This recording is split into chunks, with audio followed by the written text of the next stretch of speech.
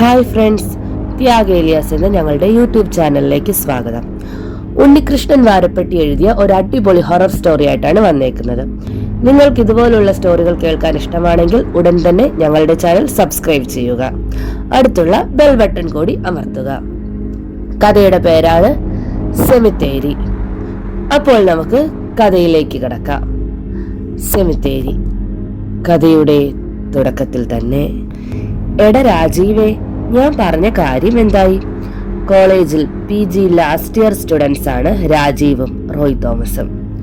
അയൽപക്കമാണ്. ചെറുപ്പം മുതൽ ഇണപിരിയാതെ നടക്കുന്ന കൂട്ടുകാർ.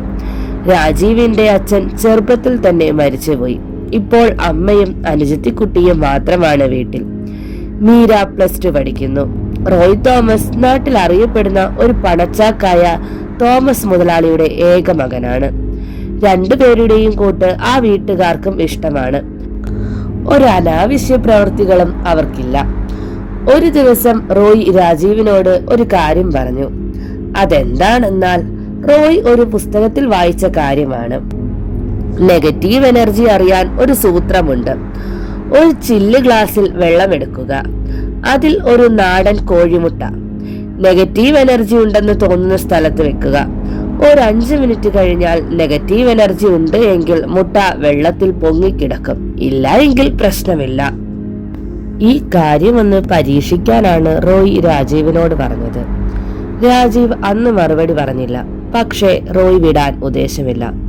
എടാ, ഒന്ന് പറയൂ, നമുക്കൊന്ന് പരീക്ഷിച്ചു നോക്കാം, രാജീവ് പറഞ്ഞു.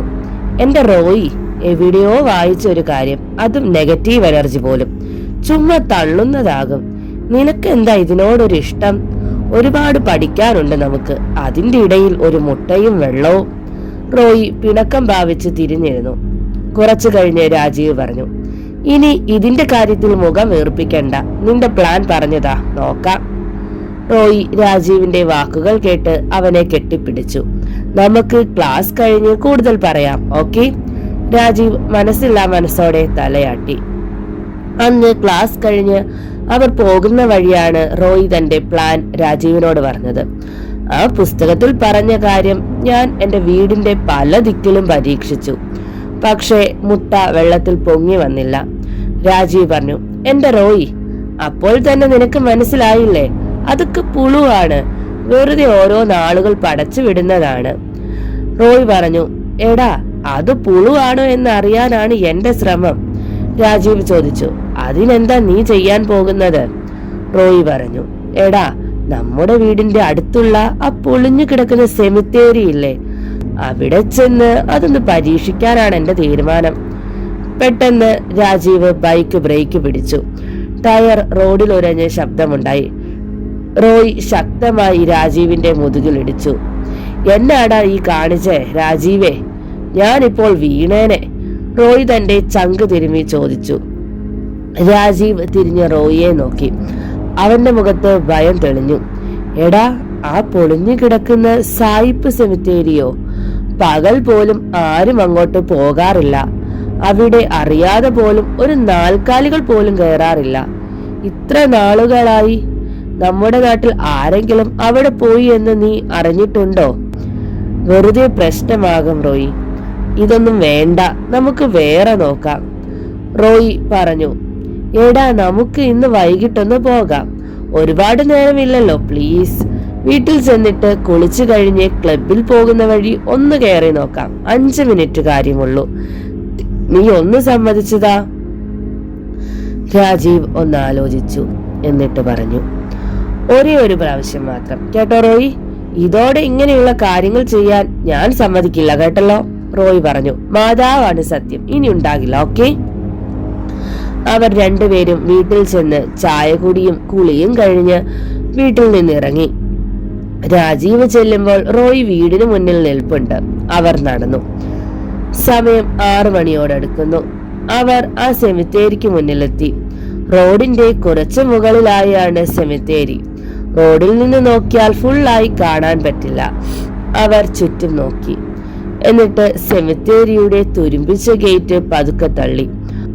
വല്ലാത്ത ശബ്ദത്തോടെ തുരുമ്പി പഴകിയ ഗേറ്റ് തുറന്നു. അവർ ഒരു നിമിഷം നിന്നു. മുന്നിൽ കാട് പിടിച്ചു കിടക്കുന്ന ശവകുടീരങ്ങൾ, ഇടയ്ക്ക് പകുതി മുറിഞ്ഞു തൂങ്ങിക്കിടക്കുന്ന കുരിശുകൾ, ഏതോ വലിയ മരങ്ങളും കുറ്റിച്ചെടികളും ഒരനക്കം പോലുമില്ല. രാജീവ് റോയിയുടെ കയ്യിൽ പിടിച്ചു. എടാ, ഒരുപാട് ഉള്ളിൽ പോകണ്ട, ഇത് 5-6 ഏക്കർ ഉണ്ടെന്ന് തോന്നുന്നു. അവർ മുന്നോട്ട് നടന്നു. കുറ്റിച്ചെടികൾ വെയിലിൽ വാടിക്കിടക്കുകയാണ്.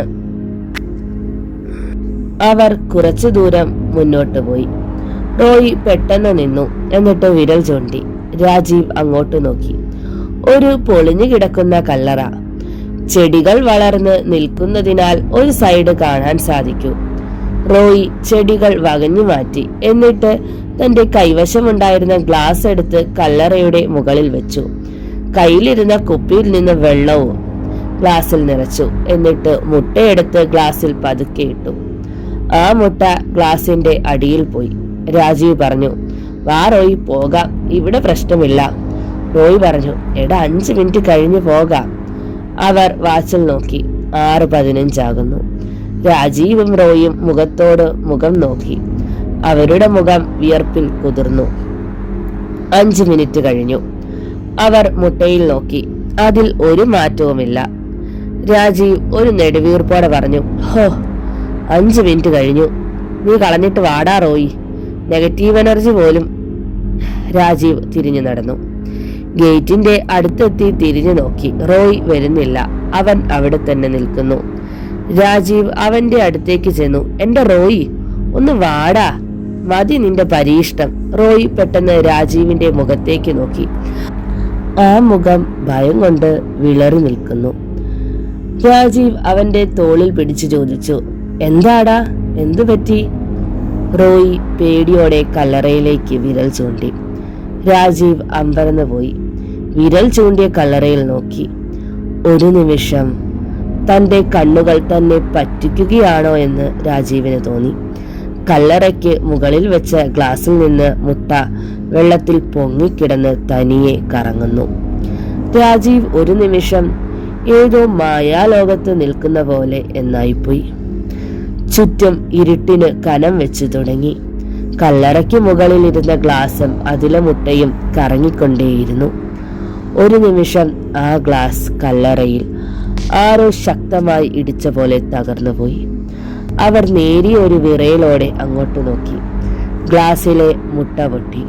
മുട്ടയിൽ നിന്ന് ചോര പരന്നൊഴുകി. അവർ പരസ്പരം നോക്കി. അടുത്ത നിമിഷം തന്നെ രാജീവ് പെട്ടെന്ന് റോയിയുടെ കയ്യിൽ പിടിച്ചുകൊണ്ട് സെമിത്തേരിക്ക് പുറത്തേക്ക് ഓടി. വളരെ പെട്ടെന്ന് തന്നെ അവർ സെമിത്തേരിക്ക് പുറത്തെത്തി. റോഡിൽ ഇറങ്ങി കുറച്ചു ദൂരം കൂടി ഓടി. അവസാനം അവർ അണച്ചുകൊണ്ട് റോഡിൽ ഇളിക്ക് കൈ കൊടുത്ത് കിതച്ചുകൊണ്ട് നിന്നു. അവർ പരസ്പരം നോക്കി. രാജീവ് ഒരു വിറയലോടെ പറഞ്ഞു, എടാ, എന്തൊക്കെയാണ് അവിടെ സംഭവിച്ചത്? മുട്ടയിൽ നിന്ന് എങ്ങനെ ബ്ലഡ് വന്നു? റോയ് കുറച്ചു സമയം ഒന്നും മിണ്ടാതെ നിന്നു. എന്നിട്ട് പറഞ്ഞു, ഞാൻ പറഞ്ഞില്ലേ നെഗറ്റീവ് എനർജി ഉണ്ടെന്ന്. ഇപ്പോൾ വിശ്വാസമായോ നിനക്ക്? രാജീവ് മറുപടി ഒന്നും പറഞ്ഞില്ല. ദേ, ഇതോടെ നിർത്തിക്കോ എല്ലാം. വെറുതെ ഓരോ പരീക്ഷണം എന്ന് പറഞ്ഞ് എന്നെ വിളിച്ചേക്കരുത്, കേട്ടല്ലോ. അവർ നടന്ന് വീട്ടിലെത്തി. റോയിയുടെ വീട് കഴിഞ്ഞാണ് രാജീവിന്റെ വീട്. അവിടെ ചെന്നപ്പോൾ റോയി പറഞ്ഞു, എടാ, നമുക്കിതൊന്നും ആരോടും പറയണ്ട, കേട്ടോ? രാജീവ് റോയിയെ നോക്കിക്കൊണ്ട് ചോദിച്ചു, സത്യം പറയണം, നീ വായിച്ച പുസ്തകം എവിടെ നിന്നുമാണ് കിട്ടിയത്? റോയി മറുപടി ഒന്നും പറയാതെ അവന്റെ വീട്ടിലേക്ക് കയറിപ്പോയി. രാജീവ് തിരിച്ചു തന്റെ വീട്ടിലേക്ക് നടക്കുന്നതിനിടയിൽ മുഴുവൻ ആലോചിച്ചു കൊണ്ടിരുന്നത് സെമിത്തേരിയിൽ നടന്ന സംഭവമായിരുന്നു. എന്താവും അവിടെ നടന്നത്? ഒന്നും മനസ്സിലാകുന്നില്ല. ഗ്ലാസ് തകർന്നതെങ്ങനെ? ആ മുട്ട പൊട്ടി അതിൽ ചോര വന്നതെങ്ങനെ? ഇനി റോയി പറയുന്നത് പോലെ ഈ നെഗറ്റീവ് എനർജിയൊക്കെ ഉണ്ടാകുമോ? ഓരോന്നാലോചിച്ച് രാജീവ് വീട്ടിലെത്തി. അനുജത്തി സന്ധ്യാനാമം ജപിക്കുന്ന തിരക്കിലായിരുന്നു. അമ്മ അകത്ത് അടുക്കളയിലായിരിക്കണം. രാജീവ് വീട്ടിൽ കയറിയ ഉടനെ തന്നെ നിലവിളക്ക് അണഞ്ഞുപോയി. മീര ദേഷ്യത്തിൽ ഉറക്കെ അമ്മയോട് വിളിച്ചു പറഞ്ഞു, അമ്മേ, ഈ ഏട്ടൻ വിളക്കടച്ചു. രാജീവ് പെട്ടെന്ന് തിരിഞ്ഞ് വിളക്കിലേക്ക് നോക്കി. 2 തിരിയും കെട്ടുപോയി. അതിൽ നിന്നും ചെറിയ പുകച്ചുഴലുകൾ ഉയരുന്നു. മീര പ്രാർത്ഥന മതിയാക്കി എഴുന്നേറ്റു. എന്റെ ഏട്ടാ, ഒന്ന് പതുക്കെ പോയിക്കൂടെ? വിളക്ക് വെച്ചാൽ പ്രാർത്ഥനയില്ല. നടന്നു പോകുമ്പോൾ ഒന്ന് ശ്രദ്ധിച്ചുകൂടെ? അവൾ ഡപ്പയിൽ നിന്നും ഭസ്മം എടുത്ത് രാജീവിന്റെ നെറ്റിയിൽ തൊടുവിച്ചു. ഈ സമയം റോയ് തന്റെ റൂമിൽ കയറി വാതിലടച്ചു. അവന്റെ മനസ്സിൽ വല്ലാത്ത ഭയം തോന്നി. തന്റെ ഷെൽഫിൽ നിന്നും ഒരു പഴയ പുസ്തകം അവൻ എടുത്തു. അതിന്റെ പുറം ചട്ടയിൽ നരിയുടെ പോലെ 2 കണ്ണുകൾ ഉണ്ടായിരുന്നു. ഏതോ ഒരു വിചിത്ര ഭാഷയിൽ എന്തോ എഴുതി വെച്ചിട്ടുണ്ട്. റോയിയുടെ ഡാഡി പഴയ വീടുകൾ പൊളിച്ച് അതിലെ പുരാതന സാധനങ്ങൾ വിൽക്കുന്ന വർക്കുണ്ടായിരുന്നു. പിന്നീട് അത് നിർത്തി.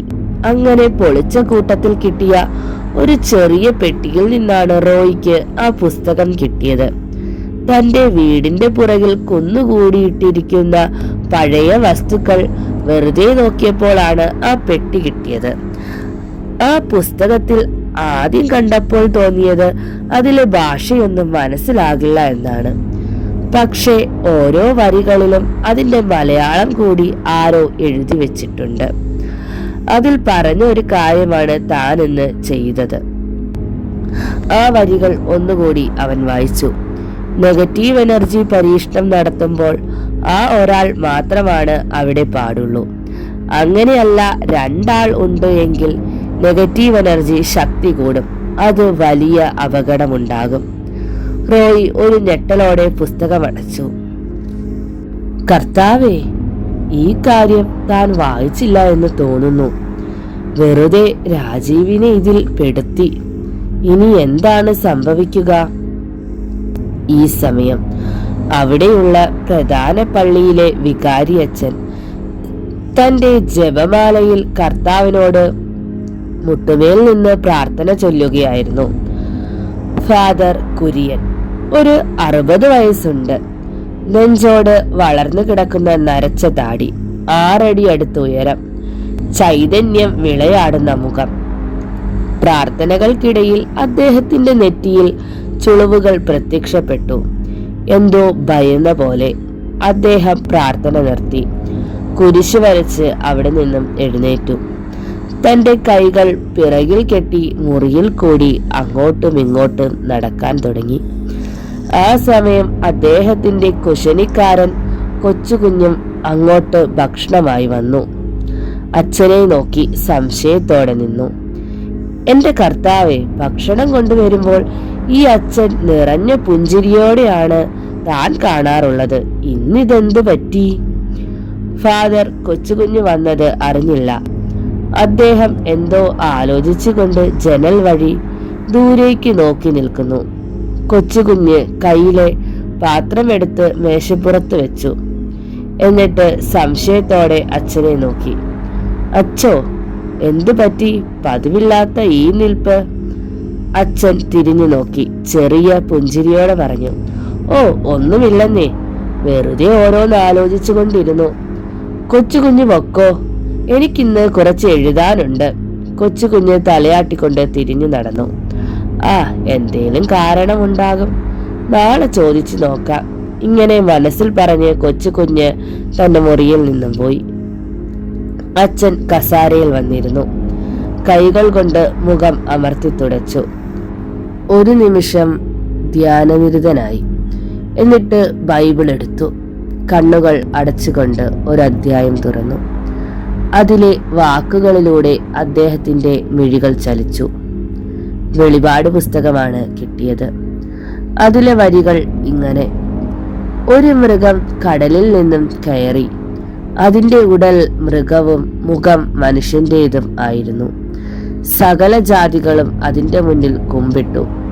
ഫാദർ ബൈബിൾ അടച്ചു. കർത്താവേ, പരീക്ഷണമാണല്ലോ വരുന്നത്. അത് സംഭവിച്ചു കഴിഞ്ഞു എന്നാണ് നിമിത്തം സൂചിപ്പിക്കുന്നത്. സംഭവിച്ചുകൂടാ. ഈ നാട്ടിൽ സർവസംഹാരം നടക്കും. അച്ഛൻ്റെ മനസ്സ് 20 വർഷം പുറകോട്ട് പോയി. മനസ്സിനെ നടുക്കുന്ന ഒരോർമ്മ, ഒരു നിലവിളി കാതിൽ മുഴങ്ങുന്നു. ഇവിടെ തീരുന്നില്ല ഫാദർ ഒന്നും, ഞാൻ തിരിച്ചു വരും, ഒന്നും ബാക്കി കാണില്ല എന്ന് ഓർമ്മയിൽ വെച്ചോ. അതെ, അവൻ തന്നെ, അവൻ വന്നു കഴിഞ്ഞു. ഫാദർ വീണ്ടും പ്രാർത്ഥനയിൽ മുഴുകി. ഈ സമയം രാത്രി 1 അടുക്കുന്നു. സായിബ് സെമിത്തേരിയിൽ ആ കല്ലറയിൽ ഉണങ്ങിക്കിടക്കുന്ന ചോര ആരോ നുണയും പോലെ ഉള്ളിലേക്ക് വലിഞ്ഞു. വരാനിരിക്കുന്ന ആപത്ത് കാണാൻ കരുത്തില്ലാത്ത ചന്ദ്രൻ കാർമേഘങ്ങൾക്കിടയിൽ മറഞ്ഞു. പിറ്റേന്ന് രാജീവ് റോയിയുടെ വീട്ടിൽ ചെന്നു. ബൈക്ക് പോർച്ചിൽ വെച്ചിട്ട് വീട്ടിലേക്ക് കയറി. ഹാളിൽ അവന്റെ ഡാഡി തോമസ് പത്രം വായിച്ചുകൊണ്ടിരിപ്പുണ്ടായിരുന്നു. രാജീവിനെ കണ്ട തോമസ് ചിരിയോടെ ചോദിച്ചു, ആഹാ, കൂട്ടുകാരൻ ഇന്ന് നേരത്തെ ആണല്ലോ. കൂട്ടുകാരൻ അവന്റെ മുറിയിൽ കാണും, പിന്നെ ചായ കുടിച്ചിട്ടാണേ പോകാവൂ. രാജീവ് ചിരിയോടെ തല കുലുക്കിക്കൊണ്ട് സ്റ്റെയർ കേസ് കയറി. റോയിയുടെ റൂമിലേക്ക് ചെന്നു. വാതിൽ അടഞ്ഞു കിടക്കുന്നു. ഒരു നിമിഷം നിന്ന ശേഷം അവൻ വാതിലിൽ തട്ടി വിളിച്ചു, റോയി, എടാ റോയി. കുറച്ച് സെക്കൻഡിന് ശേഷം വാതിൽ തുറന്ന റോയി രാജീവിനെ കണ്ട് പുഞ്ചിരിച്ചു. ഇന്നെന്താ നേരത്തെ വന്നത്? ഞാൻ റെഡിയായില്ല, നീ വാ. റോയി രാജീവിനോട് പറഞ്ഞുകൊണ്ട് കുളിമുറിയിൽ കയറി. 5 മിനിറ്റ് കേട്ടോ, വേഗം ഇറങ്ങാം. രാജീവ് റോയിയുടെ കട്ടിലിരുന്നു. അവന്റെ നോട്ട്സ് എല്ലാം സ്റ്റഡി ടേബിളിൽ അലക്ഷ്യമായി കിടക്കുന്നത് കണ്ടു. എഴുന്നേറ്റ് ചെന്ന് അതെല്ലാം അടുക്കി വെക്കാൻ തുടങ്ങി. അപ്പോഴാണ് ആ പുസ്തകം അവന്റെ കണ്ണിൽ പെട്ടത്. രാജീവ് സംശയത്തോടെ അത് കയ്യിലെടുത്തു. പെട്ടെന്ന് അവന്റെ കഴുത്തിൽ കിടന്ന നരസിംഹസ്വാമിയുടെ മന്ത്രങ്ങൾ വെള്ളിത്തകിടിൽ എഴുതി പൂജിച്ച ഏലസ് വിറകൊണ്ടു. അകാരണമായ ഒരു ഭീതി അവനെ വലം വെച്ചു. രാജീവ് പതുക്കെ അതിന്റെ താളുകൾ മറിച്ചു. പെട്ടെന്ന് അവന്റെ തോളിൽ ഒരു കൈ വന്ന് പിടിച്ചു. ഒരു ഞെട്ടലോടെ രാജീവ് തിരിഞ്ഞു നോക്കി. റോയി അവന്റെ തോളിൽ പിടിച്ച് പതുക്കെ തിരിച്ചു. നീ എന്താ നോക്കുന്നത്? രാജീവ് അവന്റെ കണ്ണുകളിൽ വല്ലാത്തൊരു ഭാവം കണ്ടു. അത് അവന്റെ വാക്കുകൾ പൂർത്തിയാക്കാൻ അവന് കഴിഞ്ഞില്ല. റോയി രാജീവിന്റെ കണ്ണുകളിൽ നോക്കി പറഞ്ഞു, ആവശ്യമില്ലാത്ത കാര്യങ്ങളെ അറിയണ്ട, കേട്ടല്ലോ. റോയിയുടെ ഭാവമാറ്റം കണ്ട് രാജീവ് അമ്പരന്നു പോയി. പെട്ടെന്ന് റോയി ഒരു പൂച്ചക്കുട്ടിയെ എടുത്തെറിയുന്ന ലാഘവത്തിൽ രാജീവിനെ കട്ടിലിലേക്ക് തള്ളിയിട്ടു. രാജീവ് കട്ടിലിൽ പോയി മുഖം കൊത്തി വീണു. കുറച്ചു നേരം അവനെ ശ്വാസമെടുക്കാൻ പറ്റിയില്ല. പതുക്കെ അവൻ തിരിഞ്ഞു നോക്കി. റൂമിൽ റോയിയില്ല. രാജീവ് കട്ടിലിൽ ചാടി എണ്ണിട്ടിരുന്നു. അപ്പോൾ ഡോർ തുറന്ന് റോയി അകത്തേക്ക് വന്നു. രാജീവ് ഒരു ഞെട്ടലോടെ അവനെ നോക്കി. ജിമ്മിൽ പോകുന്ന ഡ്രസ് ഇട്ടുകൊണ്ട് വിയർത്തു നിൽക്കുന്ന റോയി. റോയി അവന്റെ മുഖത്ത് നോക്കി ചിരിച്ചുകൊണ്ട് ചോദിച്ചു, എന്താടാ നേരത്തെ വന്നത്? ഒന്ന് വിളിക്കാൻ മേലായിരുന്നോ? രാജീവ് താൻ സ്വപ്നം കാണുകയാണോ എന്ന് തോന്നി. താൻ കുറച്ചു മുൻപ് കണ്ട റോയി അല്ലേ? ശരിയാണ്, അവന്റെ ജിം ഡ്രസ്സാണ് അവൻ ഇട്ടേക്കുന്നത്. അപ്പോൾ റോയി രാജീവിന്റെ നേരെ നോക്കി ചിരിച്ചു. എന്താ ഇങ്ങനെ നോക്കുന്നത്? ഞാനൊന്ന് കുളിച്ചേച്ചും വരാൻ കേട്ടോ. റോയി കുളിമുറിയിൽ കയറി വാതിലടച്ചു. രാജീവ് സ്വന്തം തലയിലൊന്ന് അടിച്ച് കട്ടിലിൽ ഇരുന്നു. ഈശ്വര, എന്താ ഇത്? താൻ ആദ്യം കണ്ടത് റോയി അല്ലേ? രാജീവ് പേടിയോടെ റോയിയുടെ സ്റ്റഡി ടേബിൾ നോക്കി. അത്ഭുതം കൊണ്ട് അവന്റെ കണ്ണുകൾ മിഴിച്ചുപോയി. എല്ലാം അടുക്കി വെച്ചിരിക്കുന്നു. താൻ അടുക്കി പകുതി പോലും ആയില്ലായിരുന്നു. പക്ഷേ അപ്പോഴേക്കും റോയി കുളി കഴിഞ്ഞു വന്നു. കട്ടിലിൽ ഇരുന്ന രാജീവിനോട് പറഞ്ഞു, നീ താഴേക്ക് ചെല്ല്, ഞാൻ ഡ്രസ് മാറ്റിയിട്ട് വരാം. രാജീവ് മറുപടി പറയാതെ ബോധം നശിച്ച ആളെ പോലെ റോയിയുടെ റൂമിന് വെളിയിലിറങ്ങി താഴേക്ക് നടന്നു. അവന്റെ മനസ്സിൽ ഒരുപാട് സംശയം തിങ്ങി നിറഞ്ഞു. താഴെ ഹാളിൽ സെറ്റിയിലിരുന്നു. അപ്പോൾ തോമസ് അങ്ങോട്ട് വന്നു. അല്ല, ഇതാര്? രാജീവോ? എപ്പോൾ വന്നു? രാജീവ് വീണ്ടും ഞെട്ടി. എന്ത്? താൻ ആദ്യം വന്നപ്പോൾ അവിടെ ഇരുന്ന് പത്രം വായിച്ചു കൊണ്ടിരുന്ന അങ്കിൾ താൻ എപ്പോൾ വന്നെന്ന് ചോദിക്കുന്നു. രാജീവ് എഴുന്നേറ്റു. തോമസ് വന്ന് രാജീവിന്റെ അടുത്തിരുന്നു. എന്നിട്ട് പറഞ്ഞു, ഒന്നും പറയണ്ട രാജീവേ, ഇന്ന് രാവിലെ മുതൽ ഇവിടുത്തെ ജിമ്മിയെ കാണാനില്ല. ഞാൻ പുറത്തു പോയി നോക്കി, ഒരിടത്തുമില്ല. അവൻ അങ്ങനെ ഗേറ്റിന് വെളിയിൽ പോകാറില്ല. ആ വന്നോളും, നീ കൂട്ടുകാരനെ കണ്ടില്ലേ? ഇനി കഴിച്ചിട്ടേ പോകാവൂ കേട്ടോ. തോമസ് അവന്റെ ചുമലിൽ തട്ടിക്കൊണ്ട് പറഞ്ഞു. രാജീവ് ശ്വാസം പോലും കിട്ടാതെ ഇരുന്നു പോയി. എന്തൊക്കെയാണ് ഇവിടെ നടക്കുന്നത്? ഒന്നും മനസ്സിലാകുന്നില്ല. കുറച്ചു കഴിഞ്ഞ് റോയ് ഇറങ്ങി വന്നു. രാജീവിന്റെ അടുത്ത് നിന്നു. രാജീവ് അറിയാതെ എഴുന്നേറ്റ് പോയി. റോയ് രാജീവിന്റെ കയ്യിൽ പിടിച്ചുകൊണ്ട് പറഞ്ഞു, വാടാ, നല്ല പുട്ടും കടലയും ഉണ്ട്, കഴിക്കാം. അവർ ഡൈനിങ് ടേബിൾ ഇരുന്നു. റോയിയുടെ മമ്മി സെലിൻ കയ്യിൽ ചായയുമായി അങ്ങോട്ട് വന്നു. സെലിൻ ഡോക്ടറാണ്, സർജൻ. ആഹാ, ഇന്ന് രാജീവും ഉണ്ടോ പതിവില്ലാതെ? സെലിൻ രാജീവിനെ നോക്കി ചിരിയോടെ ചോദിച്ചു. റോയ് രാജീവിന്റെ മുഖം നോക്കി. എന്താടാ പറ്റിയത്? നീ എന്താ വല്ലാതെ ഇരിക്കുന്നത്? രാജീവ് ഞെട്ടി റോയിയെ നോക്കി. ഒന്ന് ചിരിക്കാൻ ശ്രമിച്ചു. ഏയ് ഒന്നുമില്ലടാ, വേഗം കഴിക്കാൻ നോക്ക്, പോകാം. സെലിൻ ചിരിയോടെ പറഞ്ഞു. പതുക്കെ കഴിച്ചാൽ മതി രണ്ടുപേരും. സമയം 8 മണിയായതേ ഉള്ളൂ കേട്ടോ. റോയ് പറഞ്ഞു. മമ്മി, ഇവൻ ഇങ്ങനെയാണ്. വീട്ടിൽ നിന്ന് ഇറങ്ങിയാൽ പിന്നെ കോളേജ് മാത്രം, അത് കഴിഞ്ഞ് വീട്. സെലിൻ പറഞ്ഞു. അങ്ങനെ വേണം, അല്ലാതെ നിന്നെ പോലെ ജിമ്മും ഗുസ്തിയുമായി നടക്കണോ? നിങ്ങൾ കഴിച്ചു പൊക്കോ കേട്ടോ. ഞാൻ ഇന്ന് ലീവാണ്, അടുക്കളയിൽ കുറച്ച് പണിയുണ്ട്. സെലിൻ അടുക്കളയിലേക്ക് തിരിച്ചുപോയി. അവർ ചായ കുടിച്ച് പുറത്തേക്ക് ഇറങ്ങി ബൈക്കിൽ കയറിയിരുന്നു. രാജീവ് പട്ടിക്കൂട്ടിൽ നോക്കി. കൂട്ടിൽ ചങ്ങല മാത്രമുണ്ട്. ജിമ്മി എവിടെ പോയിരിക്കും? റോയി ബൈക്കിന്റെ ബാക്ക് സീറ്റിൽ കയറിയിരുന്നു. രാജീവ് തിരിഞ്ഞുകൊണ്ട് ചോദിച്ചു, എടാ, ജിമ്മി എങ്ങോട്ട് പോയി? അവനെ കാണാനില്ല എന്ന് അങ്കിൾ പറഞ്ഞു. റോയ് രാജീവിന്റെ തോളിൽ തട്ടിക്കൊണ്ട് പറഞ്ഞു, അവൻ എവിടെ പോകാൻ? വരേണ്ടതാണെങ്കിൽ വരും, നീ ബൈക്ക് എടുക്ക്. രാജീവ് ബൈക്ക് മുന്നോട്ടെടുത്തു. മനസ്സിൽ സംശയം തീരുന്നില്ല. റോയിയുടെ വീട്ടിലുണ്ടായ അനുഭവം അവനോട് എങ്ങനെ ചോദിക്കും? ഈ സമയം ഫാദർ കുര്യനും കൊച്ചുകുഞ്ഞും കാറിൽ ടൗണിൽ പോകുന്ന വഴിയായിരുന്നു. വളരെ പതുക്കെയാണ് ഫാദർ ഡ്രൈവ് ചെയ്യുന്നത്. പെട്ടെന്ന് ഒരു ബൈക്ക് വന്ന് കാറിൽ ഇടിച്ചു. ഫാദർ ബ്രേക്ക് ചവിട്ടി. കാർ ശബ്ദത്തോടെ നിന്നു. അവർ പെട്ടെന്ന് തന്നെ കാറിൽ നിന്നിറങ്ങി. കൊച്ചുകുഞ്ഞ് പേടിച്ച് വിറച്ചുപോയി. ബൈക്കിൽ വന്ന ആളുകളെ ഫാദർ എഴുന്നേൽപ്പിച്ചു. അത് റോയിയും രാജീവുമായിരുന്നു. രാജീവിന്റെ മുട്ടിലെ തൊലി കുറച്ചു പോയി. വേറെ പ്രശ്നമൊന്നും ഉണ്ടായില്ല.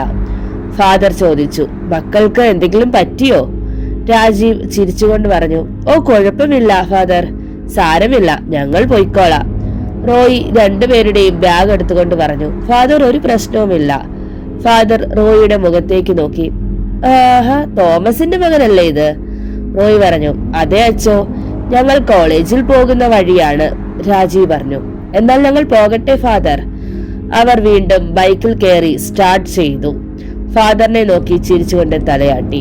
ഫാദർ അവരോട് പറഞ്ഞു, ഗോഡ് ബ്ലെസ് യു ചൈൽഡ്സ്. അവർ ബൈക്ക് മുന്നോട്ടെടുത്തു. ഫാദർ ഒരു പുഞ്ചിരിയോടെ അവരെ നോക്കി നിന്നു. എന്നിട്ട് കാറിന്റെ ഡോർ തുറന്നു. പെട്ടെന്ന് ഫാദറിന്റെ ഉള്ളിൽ ഒരു ഞെട്ടലുണ്ടായി. ഫാദർ ഡോർ അടച്ചുകൊണ്ട് റോഡിൽ നോക്കി. ഒരു വിരൽ മുറിഞ്ഞു കിടക്കുന്നു. പെട്ടെന്ന് ആ വിരൽ അന്തരീക്ഷത്തിൽ ഉയർന്നു. അതിവേഗം അത് മുന്നോട്ട് പാഞ്ഞു. ഫാദർ തന്റെ കൊന്തയിൽ മുറുകെ പിടിച്ചു. ആ വിരൽ പാഞ്ഞു ചെന്നത് ബൈക്കിന്റെ അടുത്തേക്കാണ്. പുറകിലിരുന്നു കൊണ്ട് റോയ് തന്റെ വലതു കൈ ഉയർത്തി. ആ വിരൽ റോയിയുടെ കൈയിലേക്ക് വന്നു. ഫാദർ നോക്കി നിൽക്കെ റോയ് പതുക്കെ തിരിഞ്ഞു നോക്കി. ആ മുഖത്ത് ഇതുവരെ കാണാത്തൊരു ഭാവം ഫാദർ കണ്ടു. പെട്ടെന്ന് തന്നെ ഫാദറിന്റെ ഉള്ളിൽ ശക്തമായൊരു നടുക്കമുണ്ടായി. കർത്താവേ, ഇത് അവനല്ലേ? George Bernard. ഫാദർ വീഴാതിരിക്കാൻ കാറിലേക്ക് ചാരി. ഒരു പൊട്ടിച്ചിരി ഫാദറിന്റെ ചെവിയിൽ പ്രകമ്പനം കൊണ്ടു. ആക്സിഡന്റ് നടന്ന സമയം പേടിച്ച് കാറിന്റെ പിറകിൽ ഒളിച്ചു നിന്ന കൊച്ചുകുഞ്ഞ് പതിയെ മുൻപിലേക്ക് വന്നു. കാറിൽ ചാരി നിൽക്കുന്ന അച്ഛനെ കണ്ട് അമ്പരന്നുപോയി. എന്റെ കർത്താവേ, അച്ഛന് തന്നെ പറ്റി? അച്ഛോ, അച്ഛോ! കൊച്ചുകുഞ്ഞ് ഫാദറിനെ കുലുക്കി വിളിച്ചു. ഫാദർ ആദ്യം കാണുന്ന പോലെ കൊച്ചുകുഞ്ഞിനെ നോക്കി. ആ മുഖം വിയർപ്പിൽ കുതിർന്നിരുന്നു. ഒന്നുമില്ല, നമുക്ക് തിരിച്ചു പോകാം. എനിക്കൊരു വയ്യായിക പോലെ. എങ്കിൽ ഹോസ്പിറ്റലിൽ പോകാം അച്ഛോ. വേണ്ട കൊച്ചേ, ടൗണിൽ നിന്നും സാധനങ്ങൾ വാങ്ങാൻ ആരെങ്കിലും ഏൽപ്പിക്കുക. ഇത് പറഞ്ഞ് ഫാദർ കാറിൽ കയറി. കൊച്ചുകുഞ്ഞ് ഒന്നും മനസ്സിലാകാതെ കാറിൽ കയറി. ഫാദർ കാർ തന്റെ താമസ സ്ഥലത്തേക്ക് വിട്ടു. പള്ളിയോട് ചേർന്നുള്ള ഒരു ചെറിയ വാർക്ക വീട്ടിലാണ് അച്ഛന്റെ താമസം. വീട്ടിൽ ചെന്ന ഉടനെ ഫാദർ കൊച്ചുകുഞ്ഞിനോട് പറഞ്ഞു, ഞാൻ കുറച്ചു നേരം വിശ്രമിക്കുകയാണ് കേട്ടോ. ആര് വന്നാലും വൈകിട്ട് വരാൻ പറയൂ. ഇത്രയും പറഞ്ഞ് ഫാദർ തന്റെ മുറിയിൽ കയറി വാതിലടച്ചു. ഇതിടയ്ക്കുള്ളതായതുകൊണ്ട് കൊച്ചുകുഞ്ഞ് തലയാട്ടി. മുറിയിൽ കയറി വാതിലടച്ച ശേഷം ഫാദർ തന്റെ ഷെൽഫിൽ നിന്ന് ഒരാൽബം എടുത്തു. അതുകൊണ്ട് കസാരയിലിരുന്നു. അതിലെ ഓരോ ഫോട്ടോയും സൂക്ഷ്മമായി നോക്കി. താൻ നിന്ന പള്ളികളും അവിടെ പരിചയപ്പെട്ട ആളുകളുടെയും ഫോട്ടോകളാണ്. മറിച്ച് മറിച്ച് ഒരു ഫോട്ടോയിൽ ഫാദറിന്റെ കണ്ണുകൾ ഉടക്കി. താൻ 20 വർഷം മുൻപ് ഹൈറേഞ്ചിലെ കല്ലൻപാറ എന്ന സ്ഥലത്ത് താൻ വികാരിയായ സമയം എടുത്ത ഫോട്ടോയാണ്. തന്റെ കൂടെ നിൽക്കുന്ന 25 വയസ്സുള്ള ആ യുവാവിനെ ഫാദർ സൂക്ഷിച്ചു നോക്കി. George Bernard. ഫാദറിന്റെ ഓർമ്മകൾ 20 വർഷം പുറകോട്ട് പോയി. അന്ന് പള്ളിയിൽ താൻ വികാരിയായിട്ട് വരുമ്പോൾ അവിടെ കൈക്കാരനായ മത്തായിയുടെ മകനായിരുന്നു ജോർജ് ബെർണാഡ്.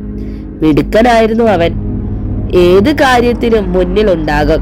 നാട്ടിൽ എല്ലാവർക്കും ഇഷ്ടമുള്ള ഒരു ചെറുപ്പക്കാരൻ. തനിക്ക് ഏറെ ഇഷ്ടമായിരുന്നു അവനെ. അങ്ങനെ ഇരിക്കെ ഒരിക്കൽ കുറച്ചാളുകൾ പള്ളിയിൽ വന്ന് തന്നോട് ചില കാര്യങ്ങൾ പറഞ്ഞു. അവരുടെ ആടുമാടുകളെ കാണാനില്ല എന്നും കുറച്ചു നാളായി എന്നും പറഞ്ഞു. താൻ അപ്പോൾ പറഞ്ഞു, പോലീസിൽ ഒരു പരാതി കൊടുക്ക്, അല്ലാതെ ഞാൻ എന്താ ചെയ്യുക? നാട്ടുകാരിൽ ഒരാൾ മുന്നോട്ട് വന്ന് പറഞ്ഞു, അതെല്ലാം കൊടുത്തു വച്ചോ. അവർ വന്ന് അന്വേഷണം നടത്തി, പക്ഷേ കിട്ടിയില്ല. ഇതേതോ ദുഷ്ടശക്തി ചെയ്യുന്നതാണ്. ഫാദർ ചിരിച്ചുകൊണ്ട് പറഞ്ഞു, ഏത് ദുഷ്ടശക്തി? ഒന്നുമില്ല, കാടാണ്, വന്യമൃഗങ്ങളാകും, അല്ലാതെ വേറെ എന്താ? കുറച്ചു നേരം കൂടി എല്ലാവരും നിന്നു. എന്നിട്ട് പിരിഞ്ഞുപോയി. ഫാദർ തിരിഞ്ഞു നടക്കാൻ തുടങ്ങി. അപ്പോൾ അതെല്ലാം കേട്ടുകൊണ്ടിരുന്ന മത്തായി പറഞ്ഞു, ഫാദർ, എനിക്കൊരു കാര്യം പറയണം, രഹസ്യമാണ്. ഫാദർ പറഞ്ഞു, ഇങ്ങോട്ട് വരൂ മത്തായി, മുറിയിലിരിക്കാം. അവർ മുറിയിലിരുന്നു. കസാരയിലിരുന്ന് ഫാദർ മത്തായിയെ നോക്കി. പെട്ടെന്ന് മത്തായി ഒരു കരച്ചിലോടെ ഫാദറിന്റെ കാൽക്കൽ വീണു. ഫാദർ വേഗം മത്തായിയെ പിടിച്ചെഴുന്നേൽപ്പിച്ചു. എന്താ ഇത്? കാര്യം പറയൂ. മത്തായി പറഞ്ഞ കാര്യങ്ങൾ കേട്ട് ഫാദർ ഞെട്ടി തരിച്ചുപോയി. ഇല്ല, ഒരിക്കലും ഇല്ല, അങ്ങനെ ആവില്ല മത്തായി, തെറ്റിദ്ധരിച്ചതാകും താൻ. ഫാദർ ആശ്വസിപ്പിച്ചു അയാളെ. മത്തായി സങ്കടത്തോടെ പറഞ്ഞു, അമ്മ ചെറുപ്പത്തിൽ മരിച്ചുപോയ അവനെ താൻ പൊന്നുപോലെയാണ് വളർത്തിക്കൊണ്ട് വന്നത്. ഞാൻ ഇത് പറയണമെങ്കിൽ അതിൽ വാസ്തവമില്ലേ അച്ചോ? ഫാദർ ആശയക്കുഴപ്പത്തിലായി. എന്റെ കർത്താവേ, എന്താ ഈ കേട്ടത്? സത്യമാകരുതൊന്നും. മത്തായി വീണ്ടും പറഞ്ഞു, അച്ഛൻ നാളെ രാത്രി വീട്ടിലൊന്ന് വരണം. നാളെ വെള്ളിയാഴ്ചയാണ്. വന്നാൽ മാത്രമാണ് സത്യം മനസ്സിലാകൂ. ഫാദർ പറഞ്ഞു, ഞാൻ നാളെ വരാം. അതുവരെ ആരോടും ഒന്നും പറയരുത്, കേട്ടല്ലോ? മത്തായി പറഞ്ഞു, ഇല്ല അച്ചോ, ഞാൻ ആരോടും പറയില്ല, കർത്താവാണ് സത്യം. ഇത് പറഞ്ഞ് മത്തായി പുറത്തേക്ക് പോയി. ഫാദർ പ്രാർത്ഥനയിൽ മുഴുകി. കർത്താവേ, സകല ദുഷ്ടശക്തികളിലും പേടി സ്വപ്നമാണല്ലോ അങ്ങ്. ഈ ഉള്ളവൻ ഏറ്റെടുക്കാൻ പോകുന്ന കാര്യം അനുഗ്രഹിച്ചയച്ചാലും. പിറ്റേന്ന് വൈകിട്ട് ഫാദർ മത്തായിയുടെ വീട്ടിൽ ചെന്നു. പള്ളിയിൽ നിന്നും കഷ്ടി 1.5 കിലോമീറ്റർ ദൂരമുണ്ട്. ദൂരെ നിന്നും കണ്ടപ്പോൾ തന്നെ ഒരു നെഗറ്റീവ് എനർജി ഫീൽ ചെയ്തു. ഓടുമേഞ്ഞൊരു വീട്, അതിന്റെ മുന്നിൽ തന്നെ ഒരു വലിയ കല്ല് കണ്ടു. പുറത്തേക്കുള്ള വെട്ടത്തിൽ വ്യക്തമായി കാണാം. അടുത്തു വരുംതോറും ഒരു വൃത്തികെട്ട സ്മെല്ലടിക്കാൻ തുടങ്ങി. ആ കല്ലിന്റെ അടുത്തെത്തിയ ഫാദർ അറിയാതെ ഞെട്ടിപ്പോയി. ആ കല്ലിൽ ഉണങ്ങിപ്പിടിച്ച ചോരക്കറകൾ. ഫാദർ അറിയാതെ കൊന്തയിൽ പിടിച്ചു. മത്തായി, മത്തായി! ഫാദർ ഉറക്കെ വിളിച്ചു. അനക്കമൊന്നും കേൾക്കുന്നില്ല. കുറച്ചു നേരം കൂടി നിന്നുകൊണ്ട് ഫാദർ പതിയെ അകത്തേക്ക് കയറി. അവിടെ മത്തായിയെ കൈകാലുകൾ ബന്ധിച്ച നിലയിൽ കണ്ടു. വായിൽ തോർത്തുകൊണ്ട് ചുറ്റിയിരിക്കുന്നു. ഫാദർ പെട്ടെന്ന് തന്നെ മത്തായിയെ മോചിപ്പിച്ചു. എന്താ മത്തായി ഇതൊക്കെ? പെട്ടെന്ന് മത്തായി ഫാദറിനോട് മിണ്ടരുത് എന്ന് ആംഗ്യം കാണിച്ചു. കനത്ത നിശബ്ദത അവിടെ തളം കെട്ടി. ഫാദർ ഒന്നും മനസ്സിലാകാതെ മത്തായിയെ നോക്കി. മത്തായി പുറത്തേക്ക് കൈ ചൂണ്ടി. ഫാദർ അങ്ങോട്ട് നോക്കി. പുറത്ത് ജോർജ് ബെർണാഡ് നിൽക്കുന്നു. അവന്റെ കയ്യിൽ ഒരു ആട്ടിൻകുട്ടി ഉണ്ടായിരുന്നു. അവന്റെ മുഖം നോക്കിയ ഫാദർ അതുവരെ കാണാത്തൊരു ഭാവം കണ്ടു. വെളുത്ത് സുന്ദരമായ മുഖം കറുത്ത് കരിവാളിച്ചിരിക്കുന്നു. മത്തായി പേടിച്ചു വിറച്ചു. ഫാദർ എന്തോ പറയാൻ ശ്രമിക്കവേ പെട്ടെന്നാണ് ജോർജ് ബെർണാഡിൽ നിന്നും ഒരു അലർച്ച മുഴങ്ങി. അതൊരു മനുഷ്യസ്വരം ആയിരുന്നില്ല. ഫാദർ നോക്കി നിൽക്കെ അവൻ ആ ആട്ടിൻകുട്ടിയുടെ കഴുത്തിൽ ആഞ്ഞു കടിച്ചു. മൃഗതുല്യമായ ഒരു അലർച്ച അവനിൽ നിന്നും വീണ്ടും ഉയർന്നു. എവിടെ നിന്നോ നായ്ക്കൾ ഓരിയിടാൻ തുടങ്ങി. പെട്ടെന്ന് കരണ്ട് പോയി. അതോടൊപ്പം മത്തായിയുടെ അലർച്ചയും മുഴങ്ങി. ഫാദറിന് കുറച്ചു നേരം ഒന്നും ചെയ്യാനാകാതെ നിൽക്കേണ്ടി വന്നു. കൂരിരുട്ടിൽ എന്താണ് സംഭവിച്ചത്? പെട്ടെന്ന് തന്നെ തന്റെ കൈവശം വരുന്ന പെൻ ടോർച്ച് എടുത്തു തെളിച്ചു. കമിഴ്ന്നു കിടക്കുന്ന മത്തായിയെ ഫാദർ നേരെ തിരിച്ചു കിടത്തി. പെട്ടെന്ന് കരണ്ട് വന്നു. ഫാദർ ടേബിളിൽ ഇരുന്ന ജഗ്ഗിലെ വെള്ളമെടുത്ത് മത്തായിയുടെ മുഖത്ത് തളിച്ചു. മത്തായി കണ്ണുകൾ തുറന്നു. എന്താ മത്തായി സംഭവിച്ചത്? ഫാദർ ചോദിച്ചു. മത്തായി പതുക്കെ എഴുന്നേറ്റു. തലയിൽ തിരുമ്മിക്കൊണ്ട് പറഞ്ഞു, അച്ചോ, എന്റെ തലയിൽ എന്തോ ശക്തമായി വന്നിടിച്ചു. അതാണ് ഞാൻ കരഞ്ഞു പോയത്. ഫാദർ ജനലിലൂടെ പുറത്തേക്ക് നോക്കി. അവിടെ എങ്ങും ജോർജ് ഇല്ലായിരുന്നു. അവർ പതുക്കെ പുറത്തേക്കിറങ്ങി. ചെറിയ നിലാവ് പരന്നു നിൽക്കുന്നു. കുറച്ചു ദൂരെയായി പള്ളിയുടെ ഒരു വശം അവ്യക്തമായി കാണാം. ഒരു ചീവീട് പോലും ശബ്ദിക്കുന്നില്ല. ഫാദർ പുറത്ത് നേരത്തെ കണ്ട കല്ലിൽ നോക്കി.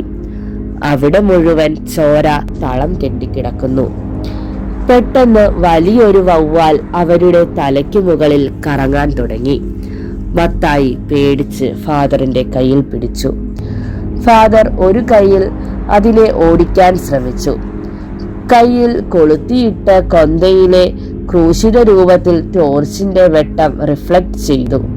ആ വെട്ടം വവ്വാലിൽ പതിഞ്ഞു. ഒരു ശബ്ദം പുറപ്പെടുവിച്ചുകൊണ്ട് അത് സെമിത്തേരി ലക്ഷ്യമാക്കി പറന്നുപോയി. ഫാദർ മത്തായിയോട് ചോദിച്ചു, ഇവൻ എന്നു മുതലാണ് ഈ മാറ്റം കണ്ടു തുടങ്ങിയത്? മത്തായി പറഞ്ഞു, ഫാദർ, പണ്ടിവിടെ ഒരു സായിപ്പ് ഉണ്ടായിരുന്നു. അവിടെ എനിക്ക് ജോലിയും ഉണ്ടായിരുന്നു. അവിടെ വെച്ചാണ് ഇവൻ ഉണ്ടായത്. ആ സായിപ്പിട്ട പേരാണ് ജോർജ് ബെർണാഡ് എന്ന്. പിന്നീട് സായിപ്പ് ഒരു ദിവസം ഇവിടെ നിന്നും പോയി.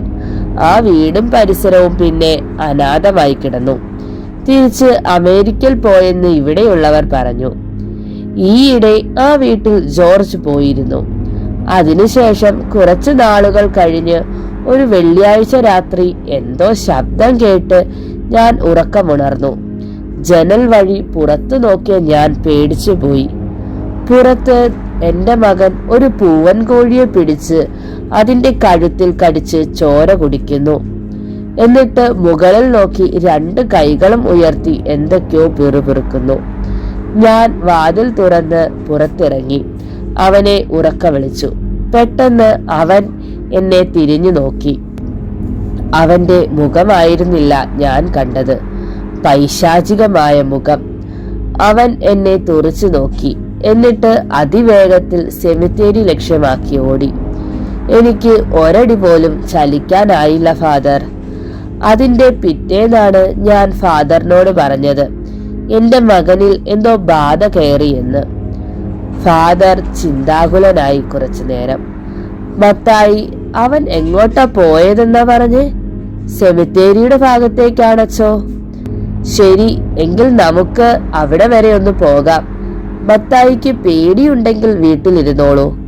മത്തായി ഒരു വിറയലോടെ പറഞ്ഞു. ഞാനും വരുന്നു അച്ചോ, എനിക്ക് എന്റെ മകനെ തിരിച്ചു വേണം. ഫാദറും മത്തായും കൂടി സെമിത്തേരി ലക്ഷ്യമാക്കി നടക്കാൻ തുടങ്ങി. കനത്ത നിശബ്ദതയിൽ അവർ മുന്നോട്ട് നടന്നു. കുറച്ചു ദൂരെ നിന്നും ഒരു വെട്ടം അവർ കണ്ടു. മത്തായി ഫാദറിന്റെ കയ്യിൽ പിടിച്ചുകൊണ്ട് പറഞ്ഞു, അച്ചോ, ആ വെട്ടം സെമിത്തേരിക്കുള്ളിൽ നിന്നുമാണ്. അങ്ങോട്ട് പോകണോ? ഫാദർ പറഞ്ഞു. മത്തായി, ഞാൻ പറഞ്ഞിരുന്നു പേടിയാണേൽ വരരുത് എന്ന്. എന്ത് വന്നാലും ഇതെന്താണ് എന്നറിഞ്ഞേ ഞാൻ വരൂ. ഫാദർ സെമിത്തേരിയുടെ ഗേറ്റ് കടന്നു. പുറകെ മത്തായും. അവർ മുന്നോട്ട് നടന്നു. ഓരോ കല്ലറയിലേക്കും ഭീതിയോടെ മത്തായി നോക്കി. പെട്ടെന്ന് തന്നെ ഫാദർ മത്തായിയെ തടഞ്ഞു. എന്നിട്ട് മുന്നോട്ട് നോക്കാൻ പറഞ്ഞു. അങ്ങോട്ട് നോക്കിയ മത്തായി വിറച്ചുപോയി. ചെറിയൊരു പന്തം കത്തിച്ചു വെച്ചിട്ടുണ്ട് ഒരു കല്ലറയുടെ സമീപം. അതിന്റെ മൂടി തുറന്നിരിക്കുന്നു. അതിന്റെ മുന്നിൽ ഒരു കൈയിൽ ആട്ടുകുഞ്ഞിന്റെ ചോര ഇറ്റു വീഴുന്ന തലയും മുറുകെ പിടിച്ചുകൊണ്ട് ഒരു പുസ്തകവും പിടിച്ച് മുകളിലേക്ക് നോക്കി എന്തോ ഉരുവിടുന്ന ജോർജ് ബെർണാഡ്. ഫാദർ ഉറക്കെ വിളിച്ചു, ജോർജ്, നീ എന്താണ് ചെയ്യുന്നത്? കർത്താവിന്റെ മുന്നിൽ ഇതെല്ലാം പാപമാണെന്ന് അറിഞ്ഞുകൊള്ളുക.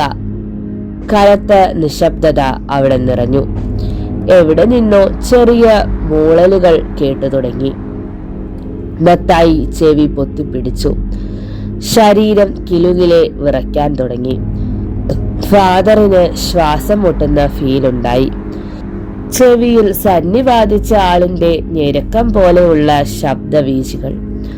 ഒരു നിമിഷം ജോർജ് തിരിഞ്ഞ് അവരെ നോക്കി. ആ മുഖം കണ്ട മത്തായി അറിയാതെ നിലവിളിച്ചു പോയി. കറുത്ത മുഖം, വായിൽ ചുണ്ടിന്റെ ഒരു സൈഡിൽ ചോര ഒലിച്ചിറങ്ങുന്നു. സന്നിപാതിച്ച ആളെ പോലെ ശക്തമായ മൂളൽ അവനിൽ നിന്നും ഉണ്ടായി. ഫാദർ തന്റെ കയ്യിലുണ്ടായിരുന്ന വാഴ്ത്തപ്പെട്ട കുരിശെടുത്ത് ഉയർത്തി സങ്കീർത്തനം 91 ചൊല്ലാൻ തുടങ്ങി. ചെറിയ നിലാവിലും പന്തത്തിന്റെ വെട്ടത്തിലും വെള്ളിക്കുരിശ് തിളങ്ങി.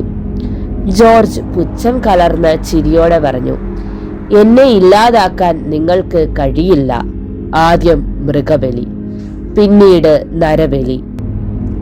അങ്ങനെ ഞാൻ മരണമില്ലാത്ത മനുഷ്യനാകും. ജോർജ് ഉറക്കെ ചിരിച്ചു. ഫാദർ പറഞ്ഞു, അരുത്, കർത്താവിലും അതീതൻ ആരുമില്ല. നിനക്ക് എന്താണ് ഇങ്ങനെ തോന്നാൻ? വരൂ, നിന്റെ കയ്യിലുള്ളത് കർത്താവിന് നിരക്കാത്ത കാര്യങ്ങളാണ്. ജോർജ് ചിരിച്ചു. നിങ്ങളെ ആരാണിനി രക്ഷിക്കുക? ഈ രാത്രിയിൽ നിങ്ങൾ ഈ സെമിത്തേരി വിട്ട് പുറത്തു പോകില്ല. ഞാനാണ് പറയുന്നത്. ഫാദർ പറഞ്ഞു, കർത്താവിലും വലുതാണ് നിന്റെ അതീത ശക്തിയെങ്കിൽ എന്നെ ഇല്ലാതാക്കിക്കൊള്ളൂ. ജോർജ് പറഞ്ഞു, ഇങ്ങോട്ട് വരുമ്പോൾ ഓർത്തോ ഫാദർ, ഇത് അവസാന രാത്രിയാണെന്ന്. ഈ രാത്രി മാത്രം. നാളെ മുതൽ ഇവിടെ ഞാൻ നരബലി ആരംഭിച്ചു കഴിയും. ആദ്യം എന്റെ ബലി നിങ്ങൾ തന്നെയാകട്ടെ. ഫാദർ കുരിശുമായി മുന്നോട്ട് നടന്നു. കർത്താവിന്റെ നാമത്തിൽ ഞാൻ പറയുന്നു, നീ തിരിച്ചു വരണം. ഈ ശക്തി നശ്വരമല്ല. പുറകിൽ പെട്ടെന്ന് ഒരു ഞെരുക്കം കേട്ട് ഫാദർ തിരിഞ്ഞു നോക്കി. തന്റെ കണ്ണുകൾ തന്നെ വഞ്ചിക്കുകയാണോ എന്ന് ഫാദറിന് തോന്നി. പുറകിൽ ജോർജിന്റെ പൈശാചികമായ ചിരി ഉയർന്നു. ചുറ്റും ചെറിയ മണൽത്തരികളും പുല്ലുകളും ഉയർന്നുകൊണ്ട് തുറന്നു കിടന്ന കല്ലറകളിൽ നിന്നും ഒരു രൂപം പുറത്തു വന്നു. നായ്ക്കൾ വരാൻ പോകുന്ന ദുരന്തം മുന്നിൽ കാണുന്ന പോലെ ഓരിയിടാൻ തുടങ്ങി. അടുത്ത നിമിഷം ഫാദറിന്റെ കയ്യിൽ നിന്നും ശക്തമായ ഒരടിയിൽ കുരിശ് തെറിച്ചുപോയി. ഫാദർ ഞെട്ടലോടെ തിരിഞ്ഞു നോക്കി. നേരിയ നിലാവിൽ മത്തായി വല്ലാത്ത ഭാവത്തിൽ നിൽക്കുന്നു. അയാളുടെ ചുണ്ടുകൾ എന്തോ പിറുപിറുക്കുന്നു. ഫാദർ അറിയാതെ പുറകോട്ട് മാറി. അടുത്ത നിമിഷം ഒരു നായയെ പോലെ മത്തായി മുകളിലേക്ക് നോക്കി ഉറക്കെ ഓരിയിടാൻ തുടങ്ങി. മത്തായി അസുരഭാവത്തോടെ ഫാദറിനോടടുത്തു. പുറകിൽ ജോർജ് ബെർണാഡിന്റെ ശബ്ദം മുഴങ്ങി. തന്റെ കൂടെ വന്നത് മരണമായിരുന്നു. എവിടെ തന്റെ ദൈവം? കാണട്ടെ. ഫാദർ തന്റെ കയ്യിൽ ചുറ്റിയ കൊന്തയിലെ ക്രൂശിത രൂപമെടുത്ത് മുത്തി പ്രാർത്ഥിച്ചു.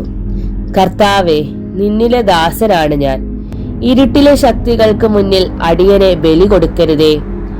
മുന്നോട്ട് വന്ന മത്തായി ഒന്ന് അലറി. പിന്നെ വെട്ടിയിട്ട പോലെ നിലത്ത് വീണുകിടന്ന് പുളഞ്ഞു.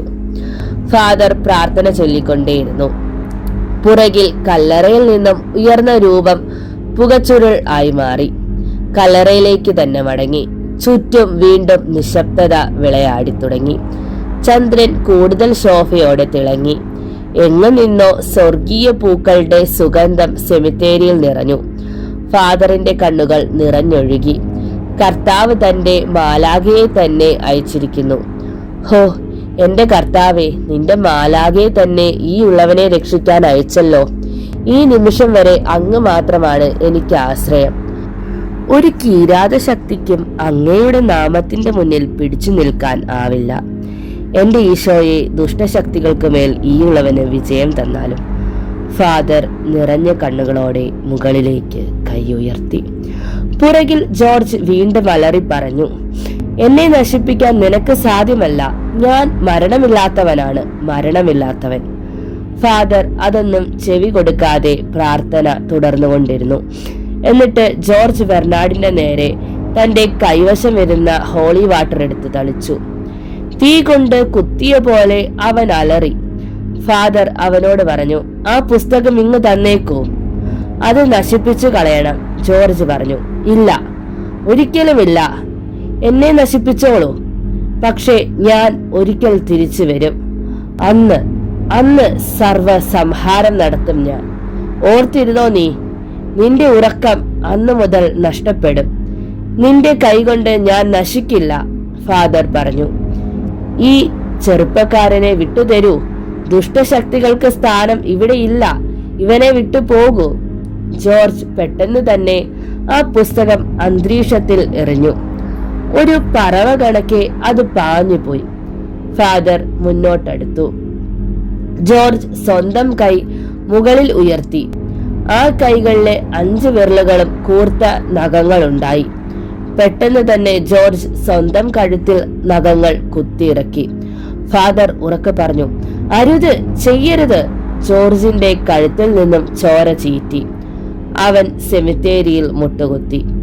തല ഉയർത്തിക്കൊണ്ട് ക്ഷീണിത സ്വരത്തിൽ വീണ്ടും പറഞ്ഞു, ഞാൻ തിരിച്ചു വരും, തിരിച്ച് വാ. ആ വാക്കുകൾ പൂർത്തിയാക്കാൻ കഴിഞ്ഞില്ല. ജോർജിന്റെ ജീവൻ ഈ ലോകം വിട്ടുപോയി. ഫാദർ ഒരു ദീർഘനിശ്വാസം ഉതിർത്തു. കർത്താവേ, ഈ ജീവൻ രക്ഷിക്കാൻ എനിക്ക് സാധിച്ചില്ലല്ലോ. ഫാദർ തിരിഞ്ഞ് നിലത്ത് കിടക്കുന്ന മത്തായിയെ കുലുക്കി വിളിച്ചെഴുന്നേൽപ്പിച്ചു. ഉറക്കമുണരും പോലെ മത്തായി ഉണർന്നു. അയാൾ പരിഭ്രാന്തിയോടെ ചുറ്റും നോക്കി. എനിക്ക് എന്താണ് പറ്റിയതച്ചോ? എന്റെ ജോർജ് എവിടെ? ഫാദർ ജോർജ് കിടക്കുന്നത് കാണിച്ചു കൊടുത്തു.